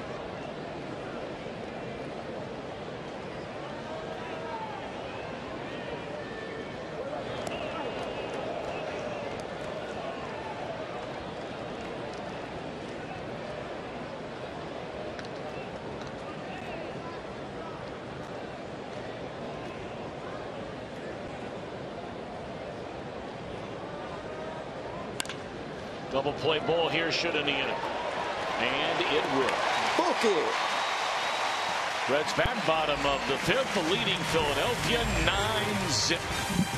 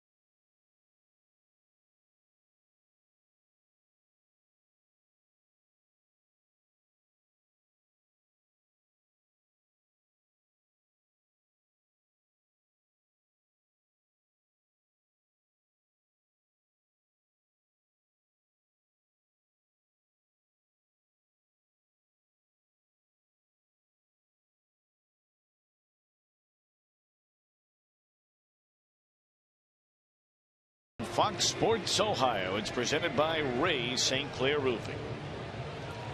Gave you a little while to think about our AT&T trivia question prior to Mike Leake's triple in the second inning tonight. Who was the last Reds pitcher to hit a triple in a game? We even have the video for you. How about that? Dontrelle. He could hit now. Oh yeah. Say, before he started having the mechanical issues and just really couldn't get the arm slot back, he was some kind of pitcher to go with that bat. You know what's interesting is Dontrelle Willis was the last Reds left-handed starting pitcher in a game on the 29th of September 2011, including Mike Leake tonight. Red starters have been a right-hander exclusively for 180 consecutive games. That ties a franchise record, but guess what? They will not break that franchise record. Mesoraco lifts one into short left center. Revere gets to it this time, 1 out. Because tomorrow, unless something were to change, that string of 180 games in a row started by a right-hander will end when Tony Cingrani gets a ball tomorrow night against the Miami Marlins. And I got to tell you, it's not only intriguing tomorrow night. Tony Cingrani starting for the Reds and 26 strikeouts, no runs allowed in 14 innings so far in Louisville. Knocked down by Utley, and he'll not find the handle. That'll be a third hit in the game for Mike Leake.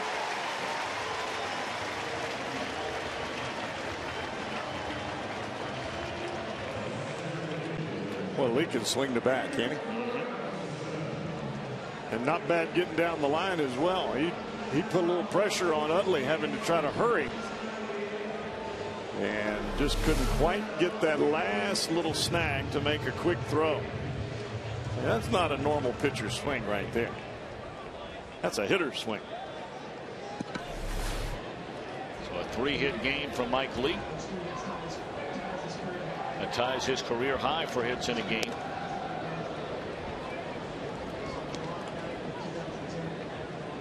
All the way back in 2010, Leake had 3 hits in a game. To finish the thought about tomorrow night,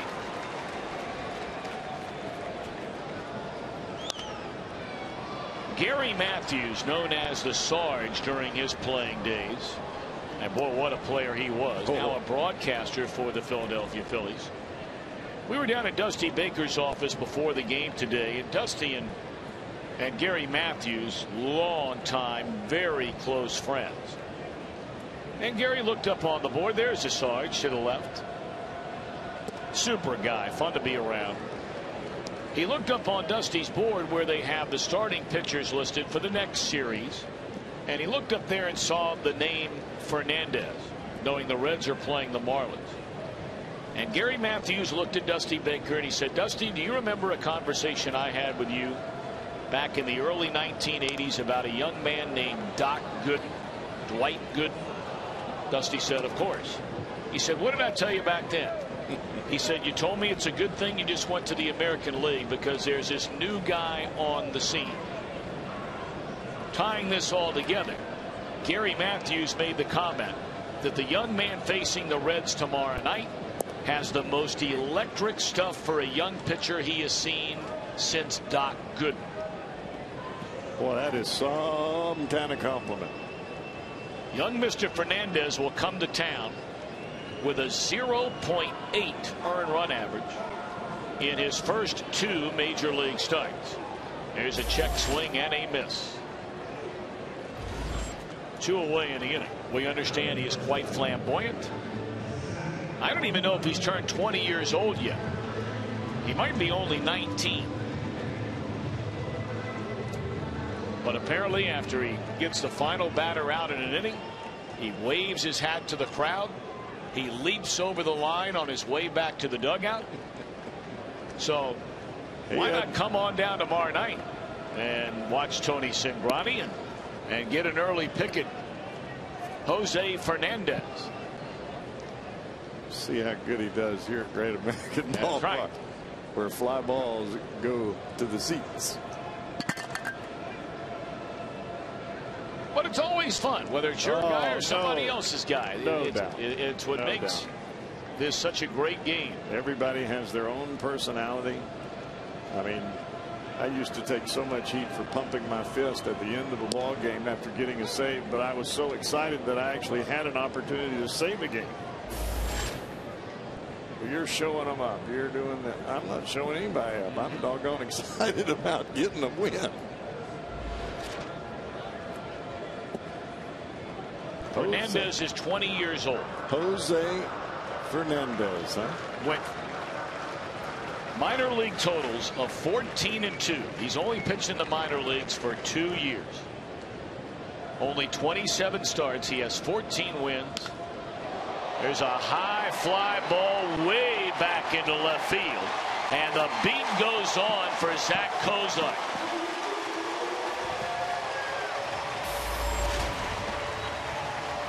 Well, as tough as things were in the early going for Zach Cozart, he is coming to the party now. My goodness. That makes it 11-0 Reds. Fastball up and in, and that's not a good place to pitch Cozart.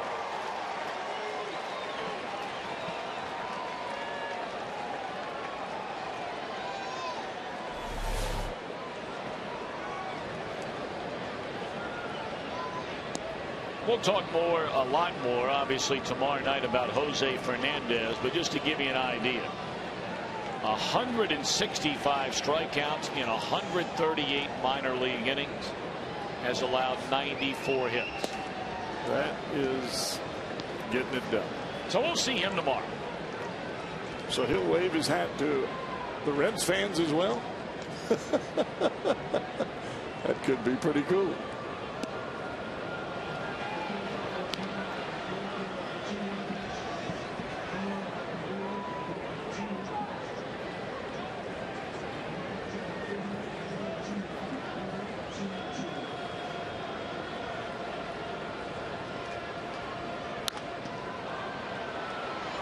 One and two to Votto.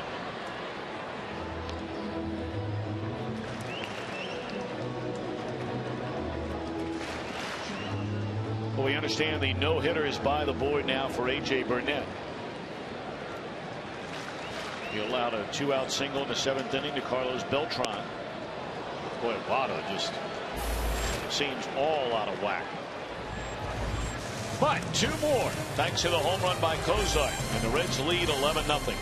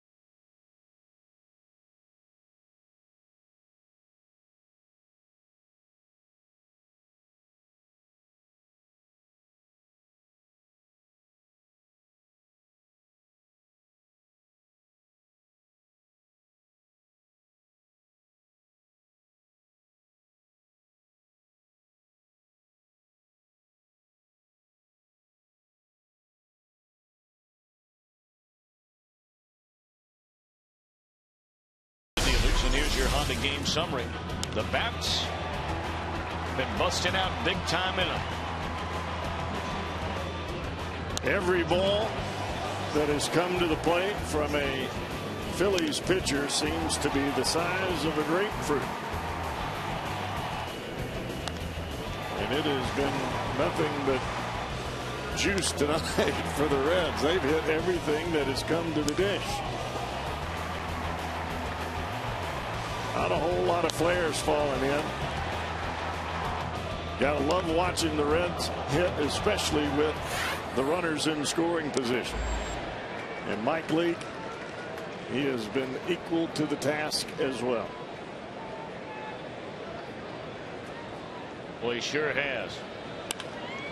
Freddie Galvis batting for Valdez. To the glove side of Phillips. One out here in the 6th inning.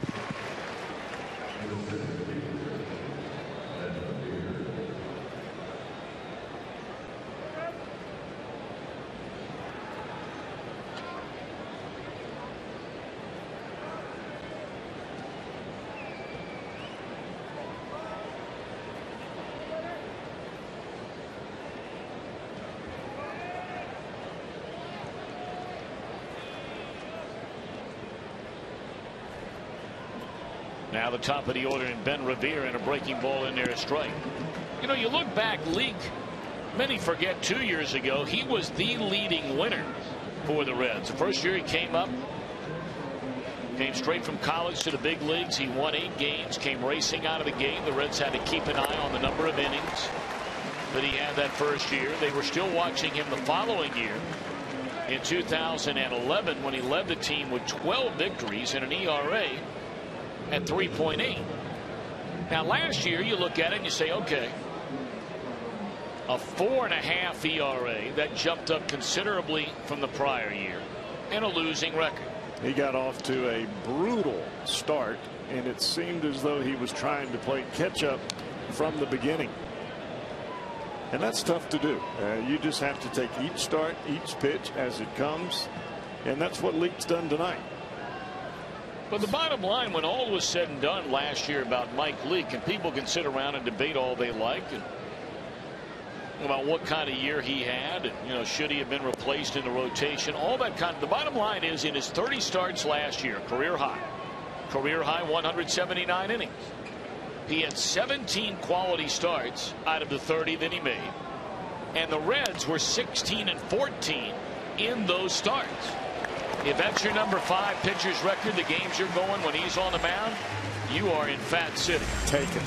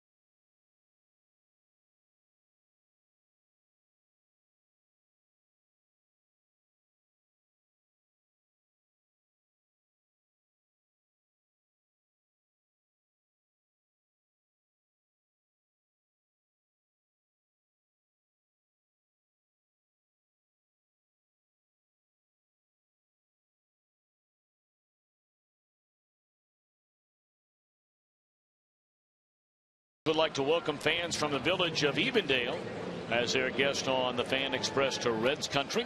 If you'd like to bring your group to the ballpark on the Fan Express, call 513-765-7600.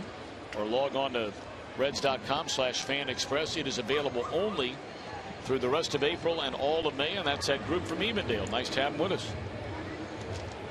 You don't have to worry about driving home and finding a place to park, all that great stuff, and bring your entire group down. Church group, Rotary group, book club, whatever you got going on.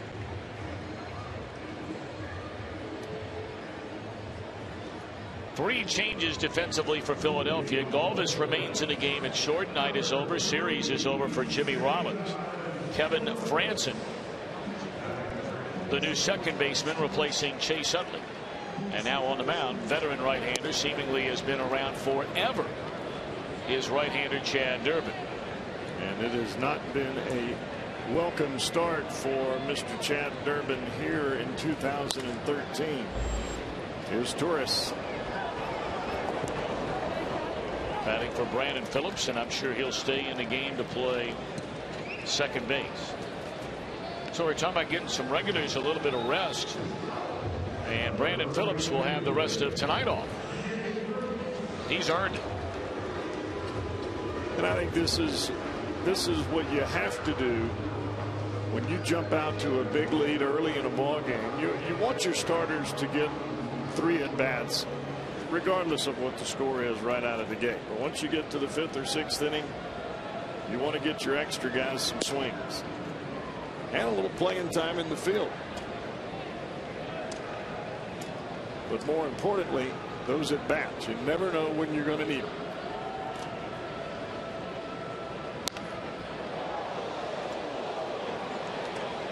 For Durbin, his second go round with Philadelphia. He had a great year for them in 2008 when they went to the World Series.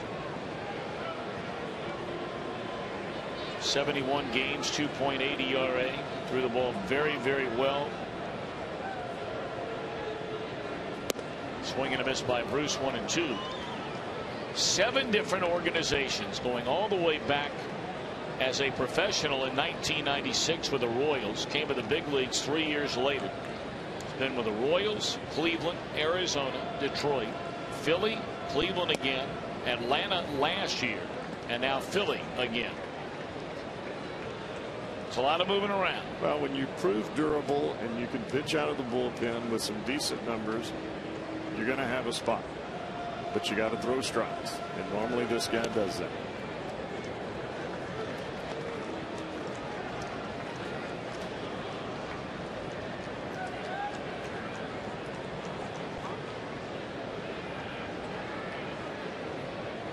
Seems like every time Jay's been to the plate tonight, he's had a 3-2 count. And that's a good thing. Bruce 1 out of 3, a 2-run single. And that one in the left center field, his second hit tonight. That's a nice piece of hitting by Jay Bruce. Frazier coming up. He provided us back in the second inning with our Nissan drive of the game. That one to the seats and right. Little did we know that would be the first of 5 runs in the second inning against John Lannan. And that was not a home run typical pitch. It appeared that the ball was off the plate away, and Frazier still able to get good leverage and good bat on it and drive it out of right field. Full there on the breaking ball.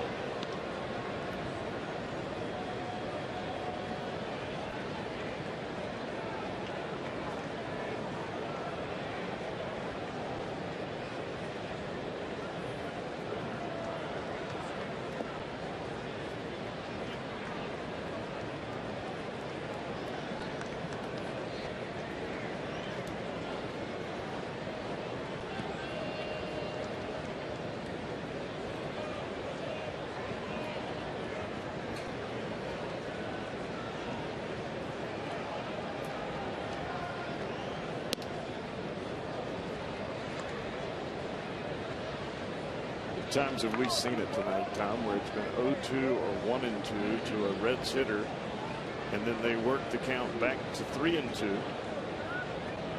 wearing the pitchers out. On the ground should be 2. There's 1. Franson to Howard, and a double play ends the Reds' 6th inning. So we march on to the 7th. Mike Leake working on a 2-hitter and has an 11-0 lead.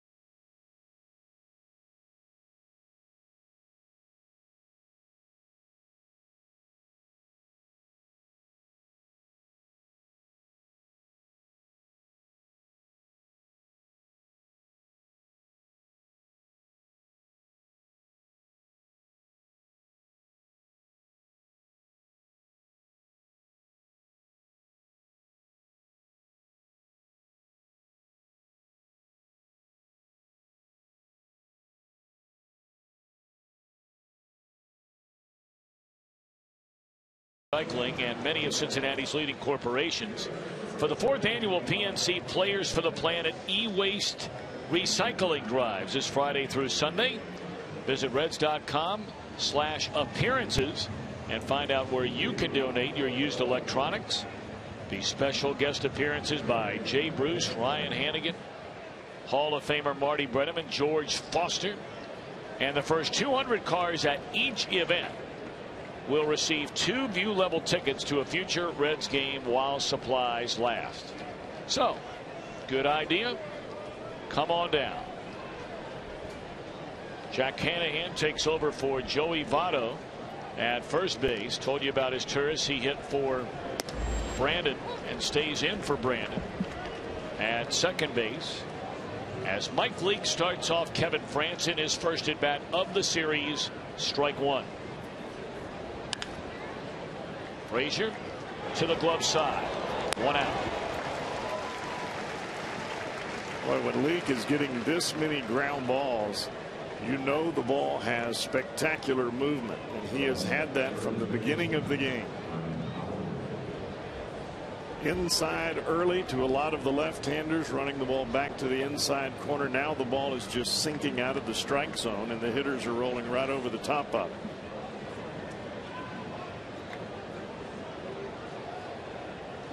Never easy with this guy, though. Ryan Howard 0 for 2, his fly to left and struck out. And first pitch, Hackett rolls one right at Cozart. And I tell you, the Reds, outside of 1 swing of the bat from Chase Utley, with 2 outs in the 8th inning in the series opener, he came off the bench and hit a pinch hit 2-run home run. At that point in time, tied the game at 2. Reds won it with 2 runs in the bottom of the 8th, and Chapman closed it out. The only 2 runs the Phillies have scored in this series. They have not gotten an RBI from a single player who was in the starting lineup. 2-out base hit into center field by Michael Young. That's how good the Reds pitching has been to open this homestand against a good Philadelphia Phillies team. Now, Charlie Manuel told us the other day he has no feel for his team whatsoever, because he said the very few games where we've hit, our pitching was awful. The games where we pitched well, we didn't hit at all. So he said, I'm trying to get a feel for where we are, but he thinks, I think we got a chance to have a pretty good team. Well, the 4 infielders that they have that are veterans, Young, Rollins, Utley, and Howard, they will take the big responsibility for carrying this club offensively. And the Reds have done an awfully good job with that group of 4 here in this 3-game series. Lord knows they have beat up on the Reds for years. Boy. These 3 pitchers particularly. Have they? But you know, therein lies the danger. And it's not to say the Phillies won't go on and win the World Series. But let's be honest about it. When you look at the Philadelphia Phillies and you look at their outfield, you're saying to yourself, how did it come to this? You thought you had a big-time prospect in Dominic Brown. Hasn't worked out yet. You made the deal for Revere. Exciting young player.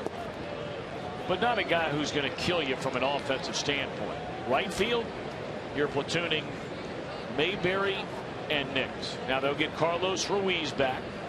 He's already started his minor league assignment, suspended for the first 25 games of the year.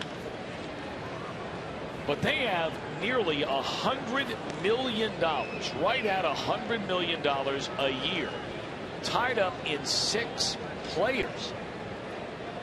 The Reds' entire team payroll is $100 million. A lot of it is in pitching.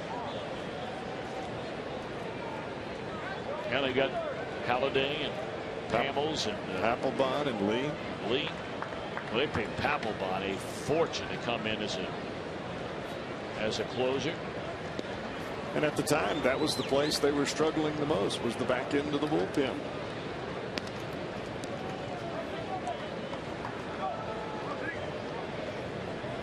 I mean, look, virtually every team would trade places with the Phillies to win 5 straight divisional championships. You won a World Series in 2008. And the majority of this team is still here. You've just got some extra pieces to the puzzle. Gone swinging is Carrera. 7 strikeouts, 7 shutout innings for Mike Leake here tonight.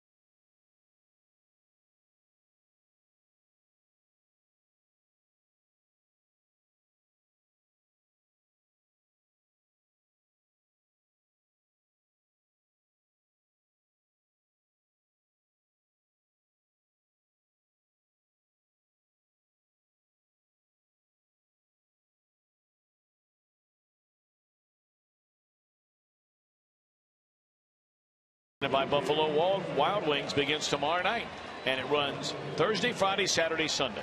$48. You get 4 view level tickets, and you get a voucher for 4 orders of boneless wings. How you liking that, cowboy? I think I'm gonna get me some of those tickets. Anytime I can get something where I can get some chicken wings. Ooh, that's good. That's hot. That's nice. Oh, an early one. Been waiting a while on that. Popped up by Heisey on the first pitch of the inning from Durbin, and that's an easy out. 1 away.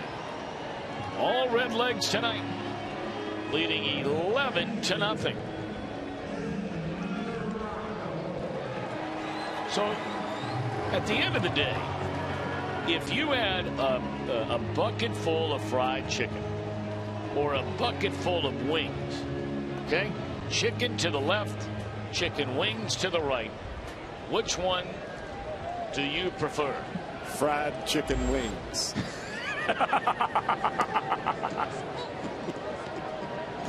That's pretty good. Are we clear?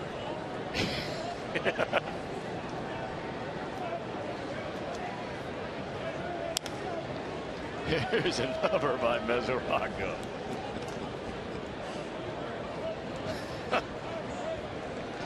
That's a good answer. It's the truth. I know it is. I know, I should have thought of that. I don't know what I was thinking about. I mean, you see me grabbing the chicken in there in the dining room, and they can cook some fried chicken. 0-2 on Mesoraco, and they appeal. He went around. And Devin out of there on strikes. Good night tonight, though, for Mesoraco. 2 hits, 2 runs scored, pair of doubles, and a run batted in. Well, come on down to the Holy Grail of the Banks Friday night, 6 o'clock, and test your knowledge. Win some great prizes. You could be featured on Reds Live.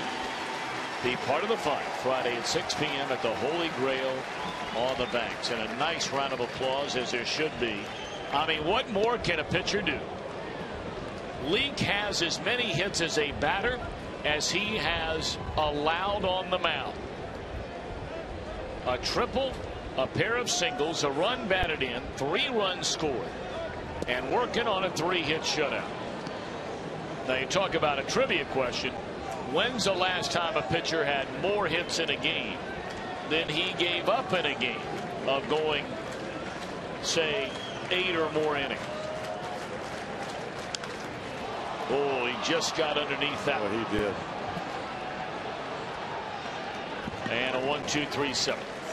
Well, Leake will zero in on taking the ball in the 8th with an 11-0 lead.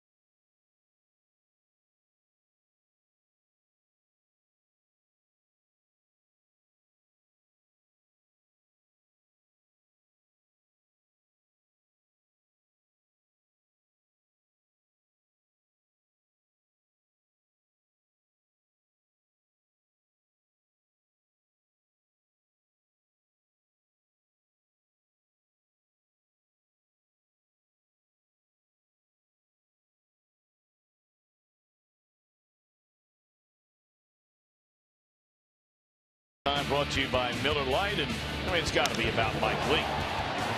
Not only on the mound, but how about his first time up the plate? He had a triple to drive in a run over the head of Ben Roeder. Later scored.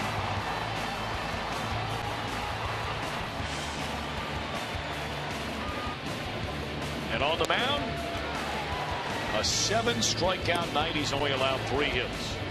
Big time movement on the fastball from the get-go. And he just mixed it up. I mean, as good as you can mix it up from the beginning of the ball game to the end. And when you're getting swings that are check swings on fastballs, you know that you have done what you need to do. Well, the night is over for Mike Leake. They'll get him out of there after 7 innings, and what a spectacular game. And now making his major league debut is right-hander Justin Freeman. 26 years of age. Last year pitched in Pensacola, which was AA. And the year before he was in Carolina, which at the time was the Reds AA club. And a tremendous adjustment from one year to the next. Last year, 16 saves at AA Pensacola. 68 innings, 49 hits, 68 strikeouts. Straight over the top fastball and a good tight breaking ball to go with it. And I can assure you, even with an 11-run lead, his heart is making his shirt move. It's beating so fast. Major league debuts, there is nothing like them.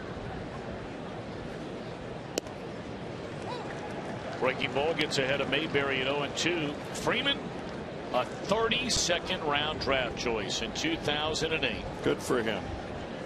Grew up in Forsyth, Georgia. Mary Persons High School there. Played collegiate baseball at Kennesaw State University. It's located about 20 miles north of Atlanta. And with the impending move of Tony Cingrani being activated tomorrow, or brought up from the minor leagues tomorrow to start the game tomorrow night against the Marlins, more than likely it is Mr. Freeman who will be sent back down. And I think that's the reason we're seeing Freeman right now. That's in the air to deep left field, and Heisey unable to get it. Good effort by Heisey, and that'll be a double for John Mayberry. And a breaking ball there that Freeman left just a little bit up, tried to throw it a little bit too hard, and not only did he leave it up, but it was a little bit over the plate. You could see Mesoraco setting up down and away. And like I said, your adrenaline is pumping. You're trying to throw every pitch the best that you've ever thrown it in your life. And Freeman got a little bit around that one. What classy move here by Dusty Baker to get this young man in the game. Especially knowing what you just said, that Cingrani will be here tomorrow, and this may be his chance to shine. And for Freeman, you want to make a good impression here today, because his spring training was shortened simply because he was a little bit he wasn't able to pitch. He had some injury issues, so he couldn't pitch early in spring training, but the big league club did see him. Better there. Yes. Took a little more off.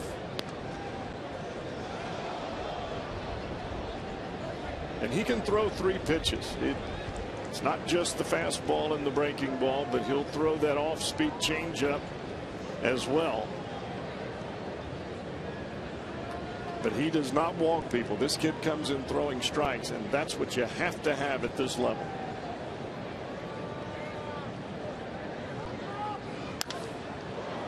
Fly ball into right field, pretty well hit by Kratz, and Bruce has room.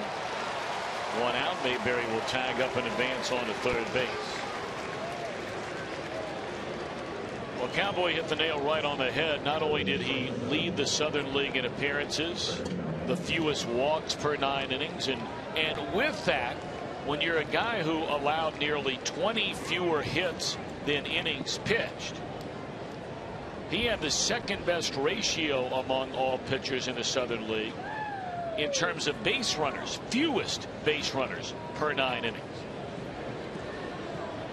And I think the thing that the Reds front office really liked was the adjustments that he made from one year to the next. And anytime that you continue to get better as you move up the ladder, that's a good thing. It's hit very hard down the right field line, and that is a home run off the fair pole by Freddie Galvis.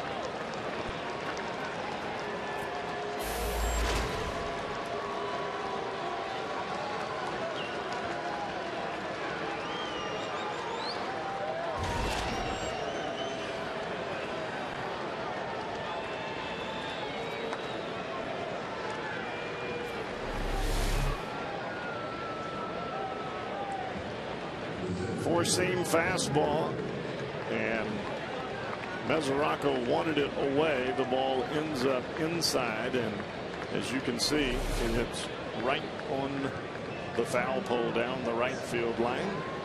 That Exmo breaks it down nice and easy for you. Replay courtesy of Munchin's Furniture.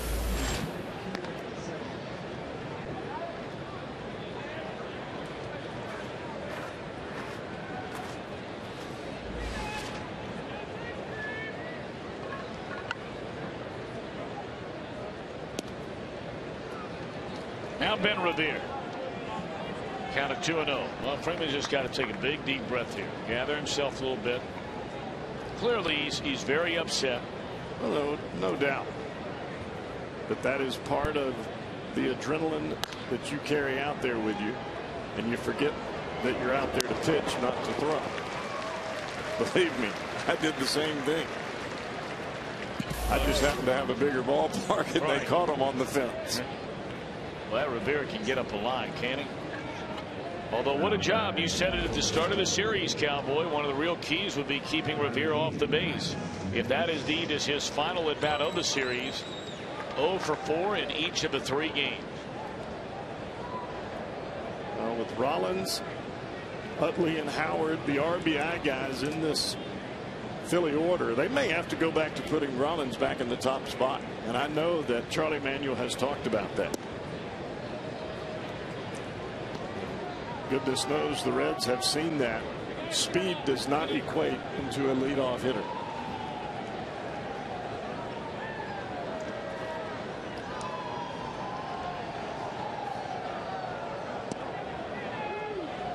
Lance Nix now the batter.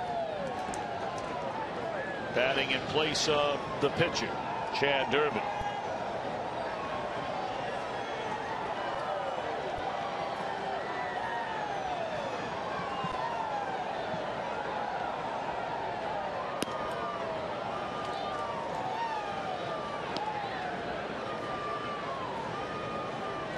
This is a point for Freeman where everybody in that first base dugout knows what this feels like. Somehow, some way, you have to slow the game down a little bit and do what you were taught. Good pitch there. 3-1.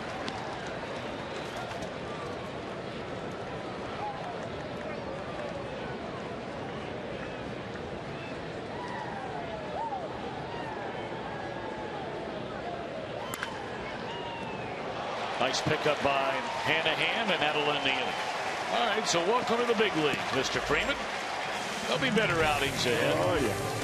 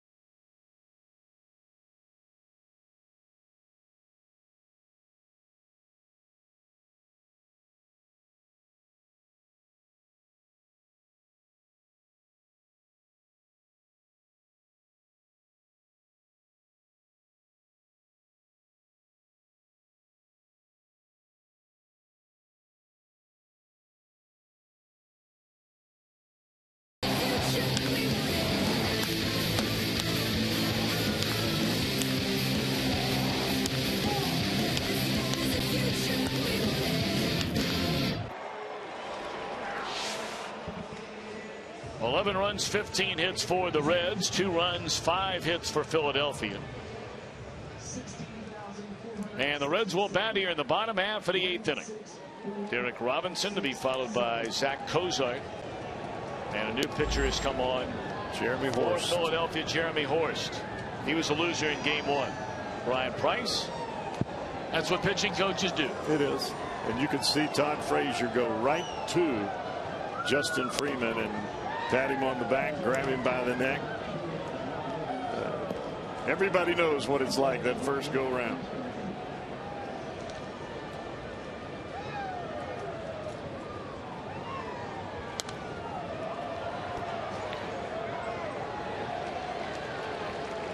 Well, really a night of firsts for the Reds on so many levels for Mr. Robinson. His first major league RBI. For Mike Leake, it looks like he'll get his first win of this 2013 season. And of course for Mr. Freeman, the first major league game of his young career. Well, Leake threw the ball phenomenal here tonight, regardless of the score. You keep a team like this off the board, you've done a great job. And all three Reds pitchers, Bronson Arroyo, Homer Bailey, and now Mike Leake tonight, great starting pitching. And this is what this club is built on. And when you add in the hitting that is going on right now, makes you feel awfully good. Been a good night for Derek Robinson. He's been on base 3 times. Single and now a pair of walks. And I think the walks are as big a key as anything else, especially for a kid with speed and has the eye and the ability to work the count so that he can get a walk. I think everybody agrees, at least what we've seen, is he's a better left-handed hitter than he is a better right-handed hitter. Rivera able to catch up with that pop fly. 3-hit night tonight, though, for Cozart. And he was a guy we zeroed in on before this game ever began. Had the hit to ignite the bottom of the 9th inning in the suspended game that we wrapped up earlier today. For those of you that may not have heard, the Reds won that game 1-0 on a Jay Bruce run scoring single. It took 11 minutes, and the only reason it took that long is because 4 guys came to the plate. Well, there is nothing like coming off of being swept and putting a sweep together. And if all things stay the way that they are now, the Reds will have accomplished that feat. Especially when it's one of your longest, if not the longest, homestand of the year. And against a team that traditionally has just worn you out. I mean, it has been bad news for the Reds every time they seemingly play the Phillies for a long time, including that 3-game sweep in the postseason. Philadelphia has won 24 of the last 33 games against the Reds. 1-2 on Jack Canahan.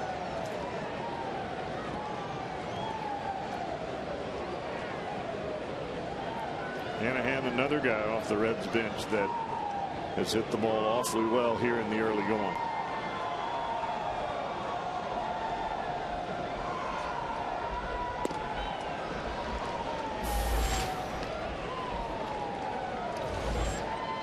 Two away in the inning. Well, after every Reds game, Fox Sports Ohio will break it down. Reds Live is brought to you by Kings Honda, the Kings Auto Mall. Visit KingsHondaUSA.com. Reds Live. Coming up shortly. Say, those guys feel like they've been here all day long. Could be a very similar to feeling as Groundhog Day, that movie where you just keep doing the same thing over and over and over again. Second time again today. Liner at second, and that will retire the side. Top of the 9th inning we go. Reds 3 outs away from a series sweep.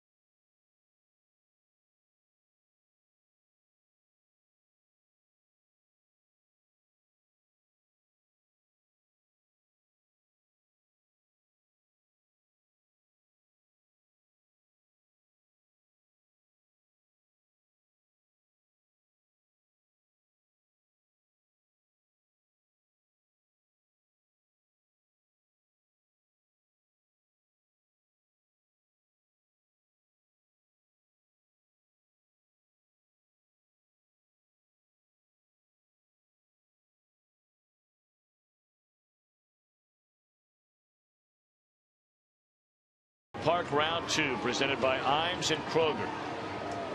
It was a great night here last night before all that rain came. All the great samples and activities in the Kroger fan zone. So hurry up and visit Reds.com/dogday. These tickets go faster than any tickets the Reds put on sale outside of opening day. Now granted, there's not the inventory, but they sell out faster than any group of tickets for any game all year. Reds lead 11-2, and here comes Logan Ondrusek. Ondrusek will be on for the 4th time here in 2013. Started the year at AA Pensacola, the reason being one of the pitching coaches in the minor league system, and they're all great. But Tom Brown, and that's not to be confused with the former left-hander Reds Hall of Famer Tom Browning. Tom Brown really helped Logan Ondrusek a lot, getting a 3rd pitch, the split finger, and that really allowed him to rise through the organization quickly, getting to the big leagues. They wanted to get Logan back in a position where he was comfortable mechanically. And when you're 6'7", you want to make sure all the body parts are working in the right direction. On the ground down to 3rd. 1 out.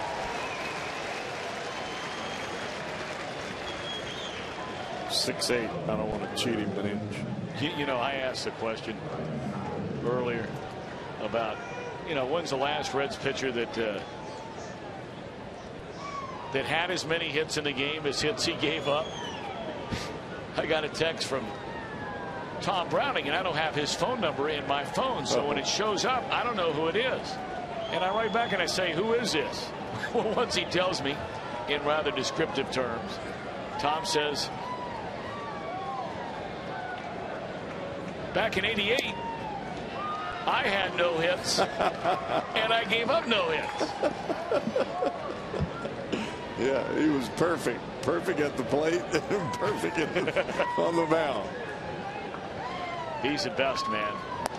Well, now I have your number, Thomas, because I know you're watching. He watches each and every game when he has a chance to do that. Reds are so fortunate to have him in their organization. I mean, he's great with the players, the young pitchers. That one hooked to the right side. Diving stab, but no play for Izturis.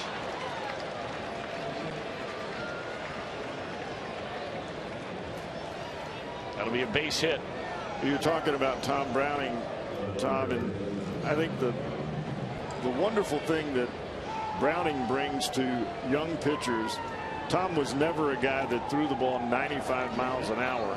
He worked quick, he located, and he changed speeds. And that's the secret to being a professional pitcher. And if you want to get to the big leagues, you've got to be able to do that. And Browning was as good as anybody has ever been at doing that. I mean, he was throwing pitches sometimes where the hitter was at 1 foot in the batter's box.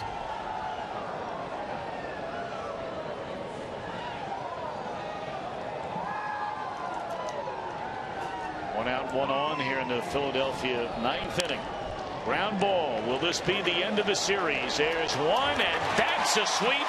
A 3-game sweep for the Cincinnati Reds over the Philadelphia Phillies.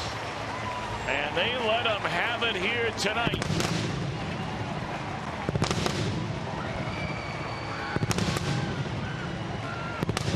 Final score of 11-2. First series win since it got Philadelphia and Roy Halladay in the final game of that series back in 2010. And the first 3-game sweep over Philadelphia since 1996. Tremendous ability to answer the call. And there were a lot of folks questioning what was going on with the Reds after the 5-game losing streak, getting swept in Pittsburgh. Things did not look great on paper with the 3 starters that were pitching, Arroyo, Homer Bailey, and Mike Leake, numbers wise against the Phillies. And they shut their bats down. Boy, did they ever. And the hitters came to the party as well. They keep right on hammering that baseball. Phillies only score a total of 4 runs in a 3-game series. They scored 2 of those runs against Red starters. And the Red starters went 8, 8, and 7. Good way to kick off this 10-game homestand. A sweep for the Phils.